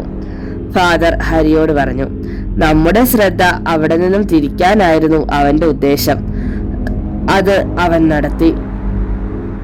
ആ പെട്ടിയിൽ എന്തെങ്കിലും രഹസ്യമുണ്ടായിരിക്കണം, ഹരി പറഞ്ഞു. ഫാദർ, ഈ വെള്ളിയാഴ്ച അമാവാസിയാണ്. പൈശാചിക ശക്തികൾക്ക് ഇരട്ടിയായിരിക്കും അന്ന് രാത്രി 12 മണി മുതലാണ് അവർക്ക് ശക്തി ലഭിക്കുക. അതിനു മുൻപ് അവനെ ഇല്ലാതാക്കണം, ഫാദർ പറഞ്ഞു. അതെ, വെള്ളിയാഴ്ച നമ്മൾ അത് ചെയ്യും. അല്ലെങ്കിൽ ചിലപ്പോൾ നമ്മൾക്ക് എന്നല്ല, ആർക്കും അവനെ പിടിച്ചു നിർത്താൻ കഴിയില്ല. ഈ സമയം തോമസ് ടൗണിൽ പോയി മടങ്ങി വന്നു. കുറച്ചു നേരം കൂടി സംസാരിച്ചിട്ട് അവർ ഭക്ഷണം കഴിച്ചു. അപ്പോഴാണ് റോയ് താഴേക്ക് വന്നത്. അവൻ ഫാദറിന് സ്തുതി പറഞ്ഞു. പിന്നെ ഹരിയുടെ അടുത്ത് ചെന്ന് വിശേഷം തിരക്കി. റോയ് അടുത്ത് വന്നപ്പോൾ തന്റെ രക്ഷ ചെറുതായി വിറകൊള്ളുന്നത് ഹരി അറിഞ്ഞു. മുഖഭാവം മാറ്റാതെ തന്നെ ഹരി ഇരുന്നു. കുറച്ചു കഴിഞ്ഞ് അവർ യാത്ര പറഞ്ഞിറങ്ങി. പോകുന്ന വഴി ഹരി പറഞ്ഞു, ഫാദർ, നമ്മൾ ആ പുസ്തകം കാണാൻ ശ്രമിച്ചില്ല. അത് റോയിയുടെ മുറിയിലുണ്ട്, ഫാദർ പറഞ്ഞു. നമ്മൾ പെട്ടെന്ന് റോയിയുടെ മുറിയിൽ ചെന്നാൽ തോമസ് പുറകെ വരും. കുറച്ചു നേരം ആലോചിച്ചുകൊണ്ട് ഫാദർ ഇരുന്നു. എന്റെ ഊഹം ശരിയാണ് എങ്കിൽ ആ പുസ്തകം വഴി മാത്രമാണ് റോയി ആ ശക്തി പ്രാപിക്കുകയുള്ളൂ. ഒരു നരബലി ഉണ്ടാകും, പക്ഷെ നമ്മളത് അനുവദിക്കില്ല. ഒരു വഴിയുണ്ട്. എനിക്ക് അവിടെ ഒരു കുടുംബ പ്രാർത്ഥനയുണ്ട്. അത് വ്യാഴമാണ് പറഞ്ഞിരിക്കുന്നത്. അന്ന് ഞാൻ ചില കാര്യങ്ങൾ പ്ലാൻ ചെയ്തിട്ടുണ്ട്. നോക്കട്ടെ. പോകുന്ന വഴി ഹരി പറഞ്ഞു, ഫാദർ, ഇവിടെ നിർത്തൂ. എനിക്ക് എന്റെ വീട് വരെ ഒന്ന് പോകണം. ചേച്ചിയുടെ അടുത്ത് ചെന്നിട്ട് വേണം പോകാൻ. നമ്മൾ വലിയൊരു യുദ്ധം തുടങ്ങാൻ പോകുകയല്ലേ. കുറച്ച് ആയുധം ഞാൻ കരുതുന്നുണ്ട്. ഹരി ചിരിച്ചു. ഫാദർ പറഞ്ഞു, ഇത് ഈശ്വരനും പിശാചുമായുള്ള യുദ്ധമാണ്. ഈ കാലം എന്നാൽ അറിയാമല്ലോ, കലികാലം. ഇവിടെ ശക്തി ഒരു വടി മുന്നിൽ പൈശാചിക ശക്തിക്കാണ്. പക്ഷെ ഇരുട്ട് വെളിച്ചം വരുന്നത് വരെ മാത്രമുള്ളൂ. ഫാദർ കാർ നിർത്തി. ഹരി പറഞ്ഞു, അനുഗ്രഹിക്കണം എന്നെ, പോകുന്ന കാര്യം മംഗളമാവാൻ. ഫാദർ ഹരിയുടെ തലയിൽ വാത്സല്യപൂർവ്വം തലോടി. മതത്തിന്റെ പേരിൽ പരസ്പരം കടിച്ചു കീറുന്ന ഈ ലോകത്ത് തന്നെ പോലെയുള്ള ചെറുപ്പക്കാർ തന്നെയാണ് വേണ്ടത്. എന്റെ പ്രാർത്ഥന കൂടെയുണ്ട്. പോയി വരൂ. ഹരി കാറിൽ നിന്നും ഇറങ്ങി. കൈവീശി. ഫാദർ കാർ മുന്നോട്ടെടുത്തു. കണ്ണിൽ നിന്ന് മറയുന്നവരെ ഹരി നോക്കി നിന്നു. കുറച്ചു ദിവസം കഴിഞ്ഞ് വ്യാഴാഴ്ച 6 മണിയായപ്പോൾ ഫാദർ തോമസിന്റെ വീട്ടിലെത്തി. ഫാദറിനെ പ്രതീക്ഷിച്ചുകൊണ്ട് തോമസ് മുറ്റത്തുണ്ടായിരുന്നു. അവർ ഫാദറിനെ അകത്തേക്ക് ക്ഷണിച്ചു. റോയി മാത്രം ഉണ്ടായിരുന്നില്ല അവിടെ. ഫാദർ ചോദ്യഭാവത്തിൽ തോമസിനെ നോക്കി. തോമസ് പറഞ്ഞു, അവന് ചെറിയൊരു പനി, കിടക്കുകയാണ്. ഇന്ന് രാവിലെയാണ് തുടങ്ങിയത്. ഹോസ്പിറ്റലിൽ പോയി റെസ്റ്റ് എടുക്കാൻ ഡോക്ടർ പറഞ്ഞു. ഫാദർ പറഞ്ഞു, സാരമില്ല, പ്രാർത്ഥന കഴിഞ്ഞ് ഞാൻ അവന്റെ റൂമിൽ ചെല്ലാം. അവർ എല്ലാവരും ക്രൂശിത രൂപത്തിന് മുന്നിൽ മുട്ടുകുത്തി. പ്രാർത്ഥന 1 മണിക്കൂർ അടുത്തുവരെ നീണ്ടു നിന്നു.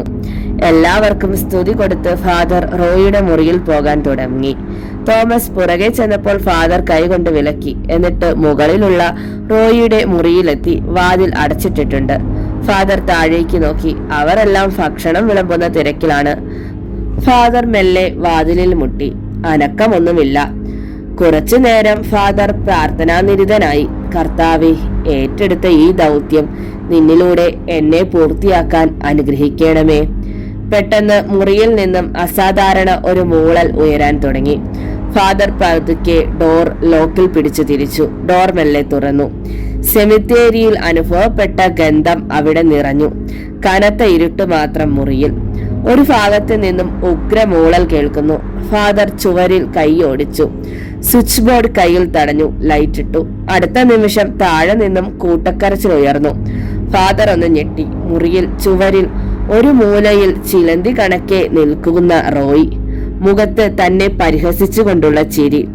അവന്റെ മുഖം കണ്ട് ഫാദർ അറിയാതെ ജീസസ് എന്ന് വിളിച്ചുപോയി. George Bernard. അവന്റെ മുഖം തന്നെ. ഫാദറിന്റെ മുഖം വിയർപ്പിൽ കുതിർന്നു. ജോർജ് ബെർണാഡ് ഉറക്കെ ചിരിച്ചു. താഴേക്ക് ചെല്ല്, നിനക്കുള്ള സമ്മാനം ഞാൻ കരുതി വെച്ചിട്ടുണ്ട്. അടുത്ത നിമിഷം മുറിയിലിരുന്ന ടീപ്പോ പറന്നു വന്നു. ഫാദർ ഒഴിഞ്ഞു മാറാൻ ശ്രമിച്ചു. പക്ഷേ അത് ശക്തമായി ഫാദറിന്റെ കയ്യിൽ വന്നിടിച്ചു. ജോർജ് ബെർണാഡിന്റെ ഉറക്കെയുള്ള ചിരിയിൽ ആ വീട് നടുങ്ങി. മുകളിലേക്ക് തോമസ് ഓടിക്കേറി വന്നു. ഫാദർ തന്റെ കയ്യിൽ നിന്നും തെറിച്ചുപോയ കുരിശെടുത്തു. തോമസ് ഒരു നിമിഷം ഞെട്ടി നിന്നു. മോനെ എന്ന വിളിയോടെ അകത്തേക്ക് കടക്കാൻ തുടങ്ങി. ഫാദർ അത് തടഞ്ഞു. അരുത് തോമസ്, അവൻ റോയി അല്ല. ഇപ്പോൾ അവനെ മറ്റൊരു ശക്തി നിയന്ത്രിക്കുന്നു. തോമസ് വിറയലോടെ പറഞ്ഞു. ഫാദറിന്റെ കാർ കത്തിയെരിയുകയാണ്. എങ്ങനെയാണ് ഇത് സംഭവിച്ചത്? ഫാദർ പറഞ്ഞു. എല്ലാം ഞാൻ പറയാം. സെലിനെ ഇങ്ങോട്ട് കയറ്റി വിടരുത്. ഇപ്പോൾ തോമസ് പുറത്തു പോ. റോയ്ക്കൊന്നും സംഭവിക്കില്ല. പോയി പ്രാർത്ഥിക്ക്. കർത്താവ് നമ്മളെ കൈവിടില്ല. തോമസ് കരഞ്ഞുകൊണ്ട് താഴേക്ക് പോയി. ഫാദർ അകത്തു കയറി വാതിലടച്ചു. കണ്ണുകൾ അടച്ച് പ്രാർത്ഥന തുടങ്ങി. റോയി ഭിത്തിയുടെ താഴേക്ക് വന്നു. ഫാദർ കണ്ണുകൾ തുറന്നു. റോയി കട്ടിലിൽ ചുരുണ്ടുകൂടിയിരിക്കുന്നു. കണ്ണുകൾക്ക് ചുറ്റും കറുപ്പ് പടർന്നിരിക്കുന്നു. മുഖം ഭയന്ന് വിറച്ച പോലെ. ഫാദർ, എനിക്ക് പേടിയാകുന്നു. എന്നെ രക്ഷിക്കണം ഫാദർ, എനിക്കെന്തോ സംഭവിക്കുന്നുണ്ട്. പെട്ടെന്ന് തന്നെ അവന്റെ ഭാവം മാറി. നിനക്ക് എന്നെ തൊടാനാവില്ല. ആരെ വേണമെങ്കിലും കൂട്ടിക്കോ. പക്ഷേ എന്നെ ഇല്ലാതാക്കാൻ അതൊന്നും മതിയാവില്ല. നീ കണ്ടോ ഇത്? റോയ് ചുവരിൽ കൈ കാണിച്ചു. അപ്പോൾ അവിടെ ഒരു ചിത്രം തെളിയാൻ തുടങ്ങി. അത് കണ്ട ഫാദർ അറിയാതെ ചുവരിലേക്ക് ചാരിപ്പോയി. ജോർജ് ബെർണാഡ് ഉറക്കെ ചിരിച്ചു. സായിപ്പ് സെമിത്തേരിയിൽ ഈ സമയം എല്ലാ കല്ലറകളും തുറന്ന് വവ്വാലുകൾ കൂട്ടമായി ശബ്ദമുണ്ടാക്കി. ആ നാട്ടിലുള്ള നാൽക്കാലികൾ കയർ പൊട്ടിച്ചുകൊണ്ട് ഓടാൻ ശ്രമം തുടങ്ങി. അവറ്റകളുടെ അലർച്ചയാൽ ആ ഗ്രാമം മുഴുവൻ നടുങ്ങി. ചുവരിൽ നോക്കിയ ഫാദർ കണ്ടത് അന്ന് താൻ സ്വപ്നം കണ്ട പോലെ തന്നെ തന്റെ ലോഹ കറുത്ത നിറത്തിലായിരിക്കുന്നു. തന്റെ ചുറ്റും മരണദൂതന്മാർ വട്ടമിട്ട് പറക്കുന്നു. ജോർജ് ബെർണാഡ് ഉറക്കെ ചിരിച്ചു. നാളെ കൂടി കഴിഞ്ഞ് എന്റെ ഭരണമായിരിക്കും ഇവിടെ. നിനക്ക് ഒന്നും എന്നെ ചെയ്യാൻ കഴിയില്ല. പെട്ടെന്ന് റൂമിലുള്ള ജനലെല്ലാം ഒരുമിച്ച് തുറന്നു. അതിലൂടെ നോക്കിയ ഫാദർ ഞെട്ടിപ്പോയി. അനേകം നിഴൽ രൂപങ്ങൾ. ഫാദറിന്റെ മുഖം കണ്ട ജോർജ് ബെർണാഡ് പറഞ്ഞു, ഇന്ന് ഇവർക്ക് മോചനം ഞാൻ കൊടുത്തു. നാളെ രാത്രിയിൽ ഞാൻ എന്റെ ശക്തി കൂടി കൊടുക്കും. പിന്നെ ഞാൻ രാജാവും ഇവർ പ്രജകളും. സെമിത്തേരിയിൽ ഇരുന്നു കൊണ്ട് ഞാൻ ഇവിടം ഭരിക്കും. ഇനി വരുന്നത് എന്റെ നാളുകളായിരിക്കും. ഫാദർ തന്റെ മുഖത്ത് കൈകൊണ്ട് വിയർപ്പ് തുടച്ചു. എന്നിട്ട് ജോർജിനോട് പറഞ്ഞു, നിന്റെ നാളുകളോ? അത് സാധ്യമല്ല. ഇരുട്ടിന് വെളിച്ചം വരുന്നത് വരെ മാത്രമാണ് ആയുസ്. അത് മറക്കണ്ട. ജോർജ് ബെർണാഡ് പെട്ടെന്ന് ഫാദറിന്റെ നേരെ പാഞ്ഞെടുത്തു. ആ നിമിഷം തന്നെ ഫാദർ ഹോളി വാട്ടർ അവന്റെ ദേഹത്തൊഴിച്ചു. ഒരു അലർച്ചയോടെ ജോർജ് ബെർണാഡ് കട്ടിലിൽ വീണു. പെട്ടെന്ന് തന്നെ ഫാദർ തന്റെ കയ്യിലിരുന്ന വാഴ്ത്തപ്പെട്ട കൊന്തയെടുത്ത് റോയിയുടെ കഴുത്തിലിട്ടു. അതിഭയങ്കര അലർച്ചയോടെ റോയ് കിടന്നു പുളഞ്ഞു. അതോടെ ജനലിന്റെ സമീപം നിന്ന നിഴലുകൾ പതിയെ മാഞ്ഞുപോയി. നാൽക്കാലികൾ ശാന്തരായി. ആളുകൾക്ക് ഒന്നും മനസ്സിലായില്ല. ചില പ്രായമുള്ളവർ പറഞ്ഞു, എന്തോ ഭീകര ആപത്ത് വരാൻ പോകുന്നതിന്റെ സൂചനയാണിതെല്ലാം. റോയ് ക്രമേണ നിശ്ചലമായി. അവന്റെ മുഖം വിയർപ്പിൽ കുതിർന്നു. ഫാദർ തെല്ലാശ്വാസത്തോടെ കർത്താവിനെ വിളിച്ചു. പെട്ടെന്ന് ശക്തമായ ഒരു അടിയിൽ ഫാദർ നേരെ വാതിലിന്റെ അടുത്ത് നിന്ന് വീണു. കയ്യിൽ നിന്നും കുരിശും ഹോളി വാട്ടറും തെറിച്ചുപോയി. കിടന്ന കിടപ്പിൽ തന്നെ ഫാദർ തല ഉയർത്തി നോക്കി. മുറിയിൽ തറയിൽ നിന്നും 3 അടി ഉയരത്തിൽ നിൽക്കുന്ന ജോർജ് ബെർണാഡ്. അവന്റെ മുഖം കോപത്താൽ ചുട്ടുപഴുത്ത പോലെ ഇരിക്കുന്നു. അവൻ ഫാദറിന്റെ നേരെ കൈ നീട്ടി. ഫാദറിന്റെ കഴുത്തിന് നേരെ അവന്റെ കൈ നീണ്ടു.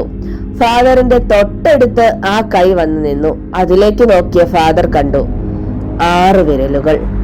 അതിൽ മൃഗതുല്യമായ നഖങ്ങൾ വളർന്നിരിക്കുന്നു. ജോർജ് ബെർണാഡ് ഫാദറിന്റെ കഴുത്തിൽ പിടിക്കാൻ ശ്രമിച്ചു. പക്ഷെ തീ കൊണ്ട് പൊള്ളിയ പോലെ അവൻ കൈ വലിച്ചു. ഫാദർ എണ്ണീറ്റു. വീണ്ടും ജോർജ് ബെർണാഡ് ഫാദറിനെ സ്പർശിക്കാൻ ശ്രമിച്ചു. പക്ഷെ കഴിഞ്ഞില്ല. അപ്പോൾ വാതിൽ തുറന്ന് ഹരി അകത്തേക്ക് വന്നു. ഫാദറിന് മനസ്സിലായി തന്നെ സ്പർശിക്കാൻ ജോർജ് ബെർണാഡിന് കഴിയാത്തത് എന്താണെന്ന്. ഹരി കയ്യിലിരുന്ന വെള്ളി രുദ്രാക്ഷം ജോർജ് ബെർണാഡിന് നേരെ എറിഞ്ഞു. ഒരു തീഗോളം പോലെ അത് പാഞ്ഞു ചെന്നു. ജോർജ് ബെർണാഡിനെ ചുറ്റി വരിഞ്ഞു. ഉറക്കെ അലറിക്കൊണ്ട് ജോർജ് ബെർണാഡ് അവിടെ നിന്നും മാഞ്ഞുപോയി. അവന്റെ അലർച്ച അവിടെ മുഴങ്ങി. കണ്ണുകൾ നിറഞ്ഞ് ഫാദർ ഹരിയെ കെട്ടിപ്പിടിച്ചു. ഹരി ഫാദറിന്റെ പുറത്ത് തട്ടി ആശ്വസിപ്പിച്ചു. ഫാദർ പറഞ്ഞു, ഇപ്പോൾ അവൻ പോയി എന്നേ ഉള്ളൂ, പക്ഷെ കഴിഞ്ഞിട്ടില്ല. ശരിക്കുള്ള യുദ്ധം തുടങ്ങാൻ പോകുന്നേ ഉള്ളൂ. ഹരി മുന്നോട്ട് ചെന്ന് തന്റെ രുദ്രാക്ഷം എടുത്തു. പിന്നീട് അവർ രണ്ടുപേരും ചേർന്ന് ആ മുറിയിൽ നിന്നും പുസ്തകം നോക്കാൻ തുടങ്ങി. ഫാദർ റോയിയുടെ സ്റ്റഡി ടേബിൾ നോക്കി. അവിടെ ആ പുസ്തകം കണ്ടു. ഹരി, ഇവിടെയുണ്ട് പുസ്തകം, വരൂ. ഹരി അങ്ങോട്ട് ചെന്നു. ആ പുസ്തകം കയ്യിലെടുത്ത ഹരി പറഞ്ഞു, ഇത് നമുക്ക് കൊണ്ടുപോകാം ഫാദർ. ഇവിടെ കാണിക്കണ്ട, ഫാദർ പറഞ്ഞു. അതേ ഹരി, ഇതൊന്നും ഇവിടെ പറയണ്ട. റോയിക്ക് സംഭവിച്ചത് ഞാൻ പറഞ്ഞിട്ടുണ്ട്, അത് മതി. അവർ റോയിയെ നോക്കി. അവന്റെ അടുത്ത് ചെന്ന് ഫാദർ കയ്യിലുള്ള ഹോളി വാട്ടർ എടുത്ത് തളിച്ചു. റോയി പതുക്കെ കണ്ണുകൾ തുറന്നു. ഹരിയെയും ഫാദറിനെയും കണ്ട് അമ്പരന്ന് പോയി. ഫാദർ റോയിയോട് കാര്യങ്ങൾ വിശദീകരിച്ച് പറഞ്ഞു. റോയി താനും രാജീവും കൂടി ചെയ്ത കാര്യങ്ങൾ പറഞ്ഞു. എല്ലാം കേട്ട് കഴിഞ്ഞ് ഹരി റോയിയോട് പറഞ്ഞു, കഴിഞ്ഞത് കഴിഞ്ഞു, ഇനി അത് ആലോചിച്ചു കൂട്ടരുത്. നാളെ ഒരു ദിവസം കൂടി. റോയി മുറിക്ക് പുറത്ത് ഇറങ്ങിക്കൂടാ, കേട്ടല്ലോ. രാജീവും വീട്ടിൽ തന്നെയാണ്. റോയി പേടിച്ച് തലയാട്ടി. ഫാദർ പറഞ്ഞു, ഈ കൊന്ത കഴുത്തിൽ കിടന്നോട്ടെ, എന്ത് വന്നാലും അത് ഊരരുത്, കേട്ടല്ലോ. ഫാദർ റോയിയെ തലയിൽ കൈവച്ച് പ്രാർത്ഥിച്ചു. അവർ റോയിയുടെ മുറിയിൽ നിന്നും ഇറങ്ങി താഴേക്ക് ചെന്നു. തോമസും ഭാര്യയും ഭയന്ന് വിറച്ചിരിക്കുകയായിരുന്നു. ഫാദർ പറഞ്ഞു, ഒന്നും പേടിക്കുകയേ വേണ്ട. അവനൊന്ന് ഭയന്നു പോയിരുന്നു, അത് മാറിക്കോളും. അവനോടൊന്നും ചോദിക്കണ്ട. ഒന്നും അറിയാത്ത പോലെ പഴയ പോലെ തന്നെ അവനോട് പെരുമാറുക. നാളെ അവനെ പുറത്തിറക്കണ്ട, ഞായറാഴ്ച പള്ളിയിൽ വരുമ്പോൾ കൊണ്ടുവന്നാൽ മതി. തോമസ് തലകുലുക്കി. എന്നിട്ട് പറഞ്ഞു, ഫാദർ, കാർ പകുതി കത്തി നശിച്ചു പോയി. ഇപ്പോൾ എന്റെ കാർ കൊണ്ടുപോയിക്കോളൂ, ഞാനത് ശരിയാക്കാൻ പറ്റുമോ എന്നൊന്ന് അന്വേഷിക്കട്ടെ. ഹരി പറഞ്ഞു, ഞാൻ വന്ന ബൈക്കിൽ കൊണ്ടുവിട്ടോളാം ഫാദറിനെ.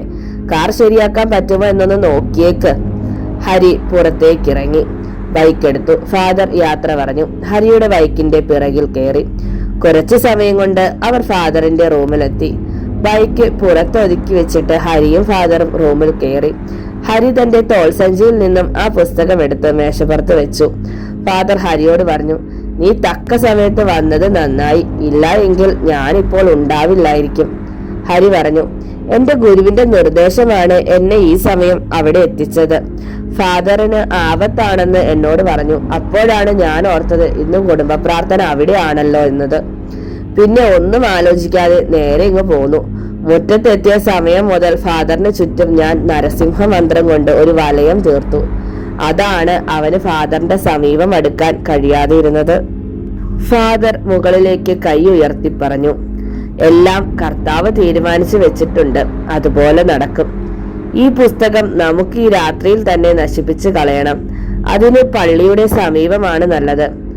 അവർ കുറച്ചു നേരം കൂടി അവിടെ ഇരുന്നതിനു ശേഷം ഹരി ആ പുസ്തകം കയ്യിലെടുത്തു. ഫാദർ കയ്യിൽ ലൈറ്റർ എടുത്തു. അവർ പള്ളി ലക്ഷ്യം വെച്ച് നടന്നു. സമയം 11 ആകുന്നു. പള്ളിയുടെ പുറകുവശത്ത് അവർ എത്തി. എന്നിട്ട് പുസ്തകം മണ്ണിൽ വെച്ചു. പെട്ടെന്ന് തന്നെ പ്രകൃതിയിൽ മാറ്റം തുടങ്ങി. കാറ്റ് ആഞ്ഞു വീശാൻ തുടങ്ങി. ഫാദർ പറഞ്ഞു, ഇത് അവന്റെ കളിയാണ്, ഒന്നും ശ്രദ്ധിക്കണ്ട, വേഗം അത് കത്തിക്കാൻ നോക്കാം. കടവവ്വാലുകൾ കൂട്ടമായി വന്നു. അവ അവരുടെ തലയ്ക്ക് മുകളിൽ വട്ടമിട്ട് പറന്നു. സെമിത്തേരിയിൽ കല്ലറയ്ക്ക് മുകളിൽ 6 വിരലുകൾ ഉള്ളൊരു കൈപ്പത്തി ഉയർന്നു വന്നു. യുദ്ധം തുടങ്ങുകയാണ്. നന്മയും തിന്മയും തമ്മിൽ, മനുഷ്യനും പൈശാചികവും തമ്മിൽ, ഇരുളും വെളിച്ചവും തമ്മിൽ. ഫാദർ തിടുക്കത്തിൽ തന്നെ ലൈറ്റർ തെളിയിച്ചു. പക്ഷെ കാറ്റിൽ അത് കെട്ടുപോയി. കാറ്റിന്റെ ഹുങ്കാര ശബ്ദം കൂടുതലായി. ഹരി ഉറക്കെ പറഞ്ഞു, ഫാദർ, ഇവിടെ നിൽക്കുന്നത് ആപത്താണ്. നമുക്ക് പള്ളിയുടെ വരാന്തയിൽ കയറി നിൽക്കാം, വേഗം തന്നെ ഇവിടെ നിന്ന് പോകണം. വവ്വാലുകൾ കൂടുതലായി എത്താൻ തുടങ്ങി. അവരുടെ തലയുടെ അടുത്ത് തന്നെ അവ എത്തി ചുറ്റും പറന്നു നടന്നു. ഹരി മന്ത്രജപങ്ങളോടെ അവയുടെ നേരെ തന്റെ രുദ്രാക്ഷം വീശി. പെട്ടെന്ന് അകന്നുപോയ അവ അതിശക്തമായി തന്നെ തിരിച്ചു വന്നു. ഫാദർ പുസ്തകം കയ്യിലെടുത്തു. എന്നിട്ട് ഹരിയുടെ കയ്യിൽ പിടിച്ചുകൊണ്ട് പള്ളിയുടെ മുൻഭാഗത്തേക്ക് ഓടി. ഓടുന്നതിന്റെ ഇടയിൽ ഹരി തിരിഞ്ഞു നോക്കി. കറുത്ത കാർമേഘം കണക്ക് ഒരു രൂപം അന്തരീക്ഷത്തിലൂടെ അവരുടെ നേരെ അടുക്കുന്നുണ്ടായിരുന്നു. ഫാദർ ഹരിയെയും കൊണ്ട് പള്ളിയുടെ വരാന്തയിൽ കയറി. പെട്ടെന്ന് തന്നെ ചരൽ വാരി എറിഞ്ഞ പോലെ അതിശക്തമായ മഴ തുടങ്ങി. ഹരിയും ഫാദറും നോക്കി നിൽക്കെ ഒരു രൂപം അവർക്ക് 10 അടി അകലെ വന്നു നിന്നു. അതിൽ നിന്നും ഒരു ശബ്ദം അവിടെ മുഴങ്ങി, ആ പുസ്തകം പുറത്തേക്ക് എറിയുക. ഇരുട്ടിന്റെ രാജാവിന്റെ കൽപ്പനയാണ്. ഇല്ല എങ്കിൽ മരണമാണ് ശിക്ഷ. നിങ്ങൾക്കല്ലാതെ രക്ഷപ്പെട്ടു പോകാൻ കഴിയില്ല. കനത്ത കാറ്റിൽ ഫാദറിന്റെയും ഹരിയുടെയും വസ്ത്രങ്ങൾ ഉലഞ്ഞു. മൂടൽമഞ്ഞ് പോലെ എന്തോ ഒന്ന് പള്ളിക്ക് ചുറ്റും വളഞ്ഞു. തങ്ങൾ കനത്ത പൈശാചിക ശക്തിക്ക് ഉള്ളിൽ പെട്ടു എന്ന് അവർക്ക് മനസ്സിലായി. ഫാദർ ഹരിയോട് പറഞ്ഞു, ഹരി, ഞാൻ പ്രാർത്ഥന ചൊല്ലാൻ പള്ളിക്കുള്ളിലേക്ക് പോകുന്നു. അതിന് തടസ്സമുണ്ടാക്കാൻ അവൻ ശ്രമിച്ചു എന്ന് വരും. നീ തടയണം. ഇത് അവസാന ചെറുത്തുനിൽപ്പാണ്. കൂടെ നിന്റെ ജീവനം ശ്രദ്ധിക്കണം. അത്രയും പറഞ്ഞുകൊണ്ട് ഫാദർ പള്ളിയുടെ വാതിൽ ലോഹയിൽ കുരുക്കിയിട്ട താക്കോൽ ഉപയോഗിച്ച് തുറന്നു. ഹരി നോക്കി നിൽക്കെ ഫാദർ പള്ളിയുടെ ഉള്ളിലേക്ക് കയറിപ്പോയി. അൾത്താരയ്ക്ക് മുന്നിൽ നേരെ ഫാദർ മുട്ടുകുത്തി. കൈകൾ മുകളിലേക്ക് ഉയർത്തി. അദ്ദേഹത്തിന്റെ കണ്ണുകൾ നിറഞ്ഞൊഴുകി തുടങ്ങി. പിന്നെ ഇടറുന്ന ശബ്ദത്തിൽ പ്രാർത്ഥന ചൊല്ലാൻ തുടങ്ങി. ഹരി പള്ളിക്ക് പുറകിൽ ഒരു മല പോലെ നിലകൊണ്ടു. ഒരു കൈയിൽ രുദ്രാക്ഷമാലയും ചുണ്ടിൽ നരസിംഹ മന്ത്രവുമായി ഹരി നിലയുറപ്പിച്ചു. പ്രകൃതി പോലും പ്രാർത്ഥനാനിരതമായ പോലെ തോന്നി. മുന്നിൽ ഇളകിയാടുന്ന ഇരുട്ടിന്റെ ഭീകരമായ ഹരി നേരിട്ടു. പള്ളിമുറ്റത്തെ ചരലുകൾ അസ്ത്രവേഗത്തിൽ ഹരിയുടെ ദേഹത്ത് പതിഞ്ഞുകൊണ്ടിരുന്നു. ഒരു നിമിഷം പെട്ടെന്ന് എല്ലാം ശമിച്ചു. ഹരി ഒരു കിതപ്പോടെ കണ്ണു തുറന്ന് ചുറ്റും നോക്കി. കനത്ത നിശബ്ദത അവിടെ കളിയാടി. പള്ളിയുടെ മുറ്റത്തെ പുല്ലിൽ വീണ്ടും ചന്ദ്രൻ ശോഭിച്ചു. പള്ളിയെ വലം ചെയ്ത പൈശാചികത ഓടിയൊളിച്ചു. ഇളം കാറ്റിനാൽ ഹരിയുടെ മുഖത്തെ വിയർപ്പ് പോലും ഉണങ്ങി. ഹരി തിരിഞ്ഞു ചെന്ന് ഫാദറിനെ നോക്കി. ആ മഹാതപസ്യയെ തൊഴുതു.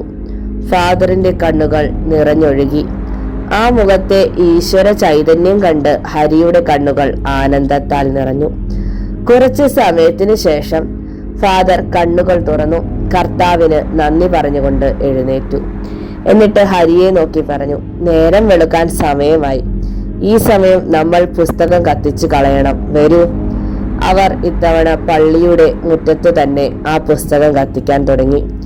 ഫാദർ പ്രാർത്ഥനയോടെ ഒരു നിമിഷം നിന്നു. എന്നിട്ട് ഹോളി വാട്ടർ എടുത്ത് തളിച്ചു. അവർ നോക്കി നിൽക്കെ അതിൽ നിന്നും പുകച്ചുരുൾ ഉയരാൻ തുടങ്ങി. ഫാദർ പറഞ്ഞു, ഇത് നശിപ്പിക്കാൻ തീ കൊണ്ട് പറ്റില്ല. ഹരി, ആദ്യം വേണ്ടത് ഇതിലെ നെഗറ്റീവ് എനർജി കളയുക എന്നതാണ്. അത് കഴിഞ്ഞു, ഇനി തീ കൊളുത്തുക. ഹരി ഒരു നിമിഷം ധ്യാനനിരതനായി. എന്നിട്ട് ലൈറ്റർ എടുത്ത് ആ പുസ്തകത്തിൽ ചേർത്ത് വെച്ചു. നീല നിറത്തോടെ ആ പുസ്തകത്തിൽ തീ കത്തിയമർന്നു. ഒരു ഭയാനക മൂളൽ അതിൽ നിന്നുമുണ്ടായി. പിന്നെ അത് നേർത്ത് ഇല്ലാതെയായി. ഈ സമയം സായിപ്പ് സെമിത്തേരിയിൽ ജോർജ് ബെർണാഡ് ഉറക്കെ അലറി, ഇല്ല, ഞാൻ തോൽക്കില്ല, എനിക്ക് മരണമില്ല. അവൻ പുകച്ചുരുളുകളായി കല്ലറയിലേക്ക് വലിഞ്ഞു.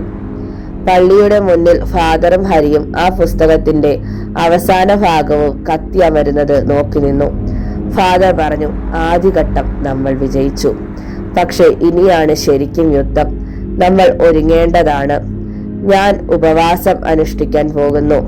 നേരം വെളുക്കാറായി. ഇന്ന് വെള്ളിയാഴ്ചയാണ്. ഹരി വീട്ടിൽ ചെന്ന് വിശ്രമിക്കുക. എന്നിട്ട് രാത്രിയിൽ ഒരു 9 മണിക്ക് ഇങ്ങോട്ട് വരണം. ഇന്ന് അർദ്ധരാത്രിക്ക് മുമ്പ് എല്ലാം കഴിയണം. കേട്ടല്ലോ? ഹരി സംശയത്തോടെ ഫാദറിനെ നോക്കി. എന്നിട്ട് പറഞ്ഞു, ആ കല്ലറയിൽ എങ്ങനെയാണ് ജോർജ് ബെർണാഡ് വന്നത്? അവനും ആ കല്ലറയുമായി എങ്ങനെയാണ് യോജിച്ചത്? ഫാദർ നടന്നുകൊണ്ട് പറഞ്ഞു, ഹരി, 20 വർഷം മുൻപ് മരിച്ചത് ജോർജ് ബെർണാഡ് എന്ന മനുഷ്യനാണ്. അവന്റെ ഉള്ളിൽ കൂടിയ പൈശാചികതയല്ല. അത് ആ പുസ്തകത്തിൽ കയറിക്കൂടി കാത്തിരുന്നു. വിധി അതിനെ ഇവിടെ എത്തിച്ചു. റോയും രാജീവും പരീക്ഷണം നടത്തിയ മുട്ടയിൽ ഒരു ജീവനില്ല എങ്കിൽ ഇതൊന്നും സംഭവിക്കില്ല. പക്ഷേ അതിലൊരു ജീവൻ വളരുന്നത് കുട്ടികൾ അറിഞ്ഞില്ല. കല്ലറയിലുള്ള നെഗറ്റീവ് എനർജി ആ മുട്ടയെ, അതിലെ ജീവനെ കല്ലറയിലിട്ട് ഉടച്ചു. ആ ഒരു നിമിഷം പുസ്തകത്തിലിരുന്ന എനർജി കല്ലറയിൽ എത്തപ്പെട്ടു.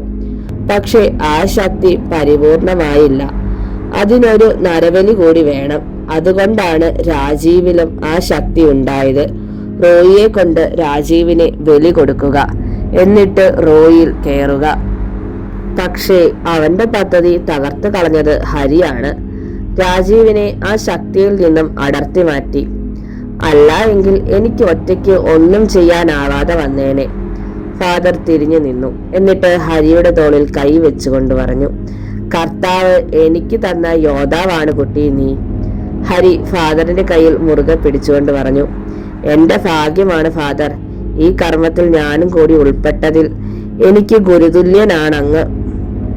ഞാനും വ്രതം നോക്കുകയാണ് ഇപ്പോൾ മുതൽ. ആ ശക്തി ഇന്ന് തന്നെ നമ്മൾ തകർത്തു കളയും.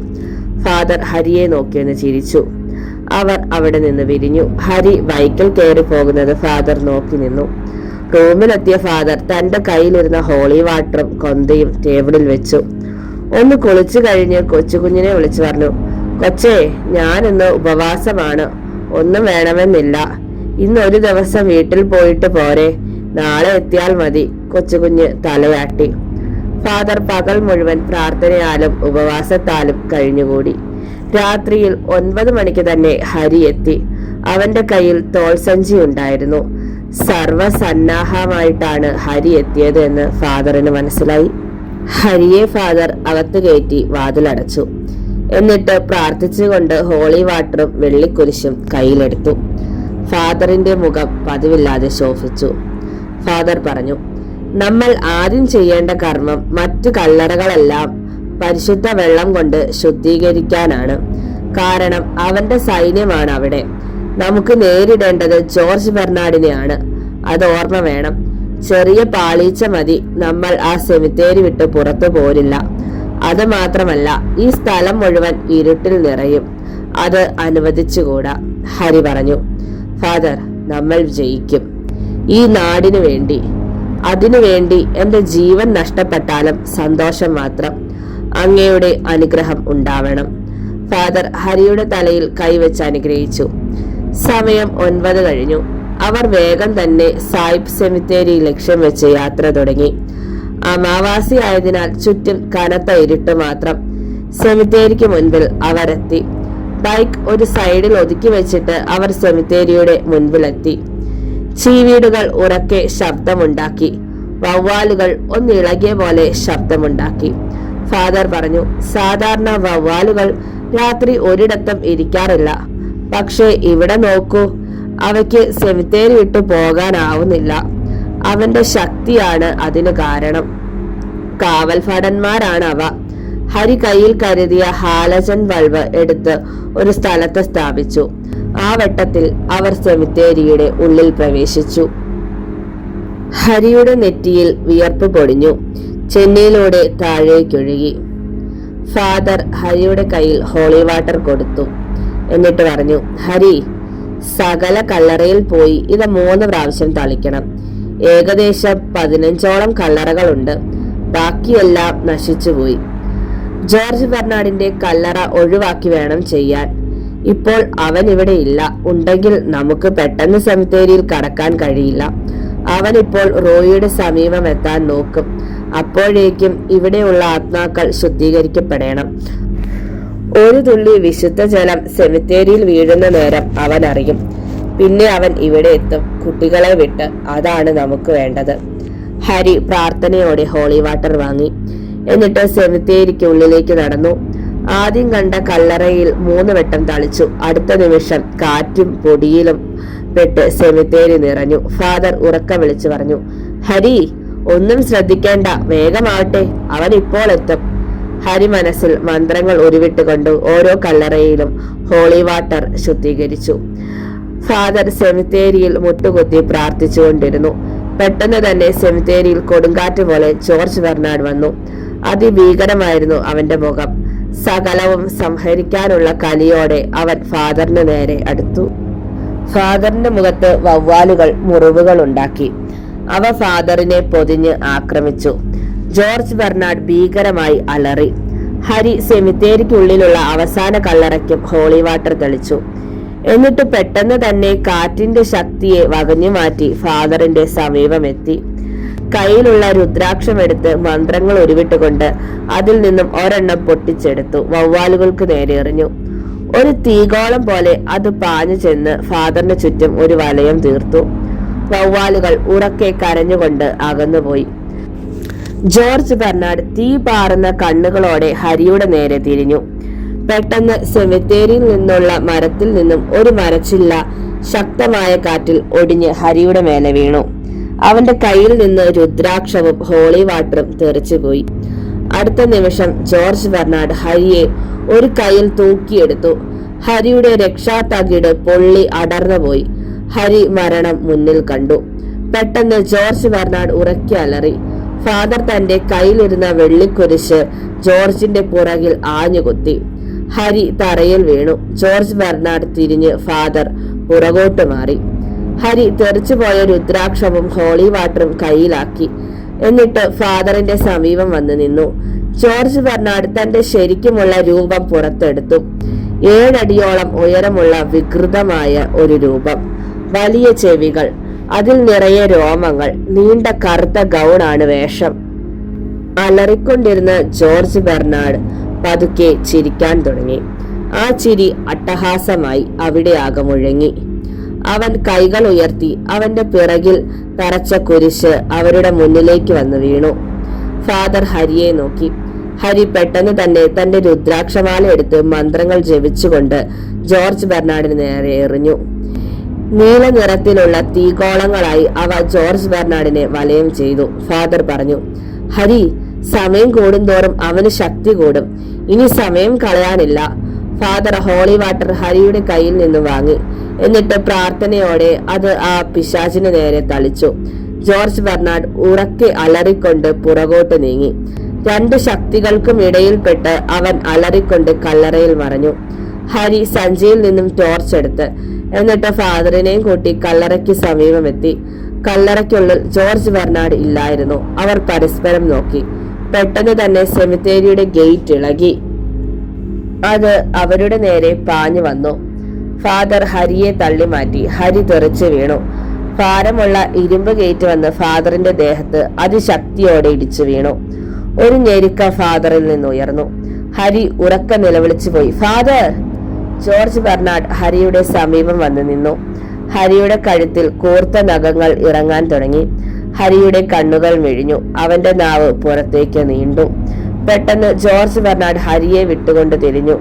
ചോരയിൽ കുളിച്ചു നിൽക്കുന്ന ഫാദർ, കയ്യിൽ ചോരയിറ്റ് വീഴുന്ന കൊന്ത, തിരുരൂപത്തിൽ ഫാദറിന്റെ രക്തം ഒഴുകി വീഴുന്നു. അത് ഒരു തീജ്വാല പോലെ ജോർജ് ബെർണാഡിന്റെ ഗൗണിൽ പടരുന്നു. അവൻ ഒരു അലർച്ചയോടെ കല്ലറയിൽ വീണു. ഹരി ശക്തമായി ശ്വാസമെടുത്ത് ചുമച്ചുകൊണ്ട് ഫാദറിനെ നോക്കി. ആ ശരീരം ചോരയിൽ കുതിർന്നിരിക്കുന്നു. വെള്ളത്താടി ചുവന്നു. കണ്ണുകൾക്ക് എന്തെന്നില്ലാത്ത പ്രകാശം. ഫാദർ കല്ലറയ്ക്ക് മുകളിൽ കയറി നിന്നു. രണ്ടു കൈകളും ആകാശത്തേക്ക് ഉയർത്തി. കർത്താവേ, ഇതാ ഞാൻ എന്നെ തന്നെ ബലിയായി നൽകുന്നു. എന്റെ ചോരയിലൂടെ ഈ ദുരാത്മാവിനെ ഇല്ലായ്മ ചെയ്യണേ.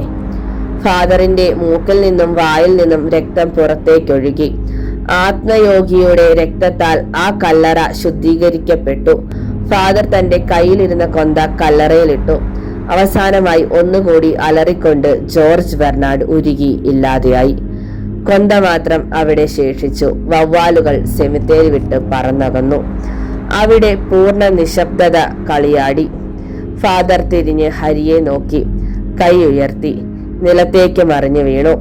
ഹരി ഓടി വന്ന് ഫാദറിനെ താങ്ങി കരഞ്ഞുകൊണ്ട് വിളിച്ചു, ഫാദർ, ഫാദർ. ഫാദർ കണ്ണുകൾ ആയാസപ്പെട്ട് തുറന്നു. ഹരി, ഞാൻ പോകുന്നു. എന്റെ ദൗത്യം കഴിഞ്ഞു. ഇനി ആർക്കും ഒരാപത്തുമില്ല. ഫാദർ കൈ പ്രയാസപ്പെട്ട് ഉയർത്തി ഹരിയുടെ തലയിൽ തലോടി. കർത്താവ് അനുഗ്രഹിക്കട്ടെ. അദ്ദേഹം പിന്നീട് ജീസസ്, ജീസസ്, ജീസസ് എന്ന് പതിയെ പറഞ്ഞു. ഒന്ന് പുളഞ്ഞു. ആകാശത്ത് ചന്ദ്രൻ അതിന്റെ പൂർണ്ണ പ്രകാശം ചൊരിഞ്ഞു നിന്നു. നേരിയ സുഗന്ധമുള്ള ഒരു കാറ്റ് ഹരിയെ വലയം ചെയ്തു. ഫാദർ ഒന്ന് നീണ്ടു നിവർന്നു. പിന്നെ ഹരിയുടെ തോളിലേക്ക് തല ചായ്ച്ച് ജീവൻ വെടിഞ്ഞു. അദ്ദേഹത്തിന്റെ ചുണ്ടിൽ ഒരു നേരിയ ചിരിയുണ്ടായിരുന്നു. ഹരി ഫാദറിന്റെ കണ്ണുകൾ പതിയെ കൈകൊണ്ടടച്ചു.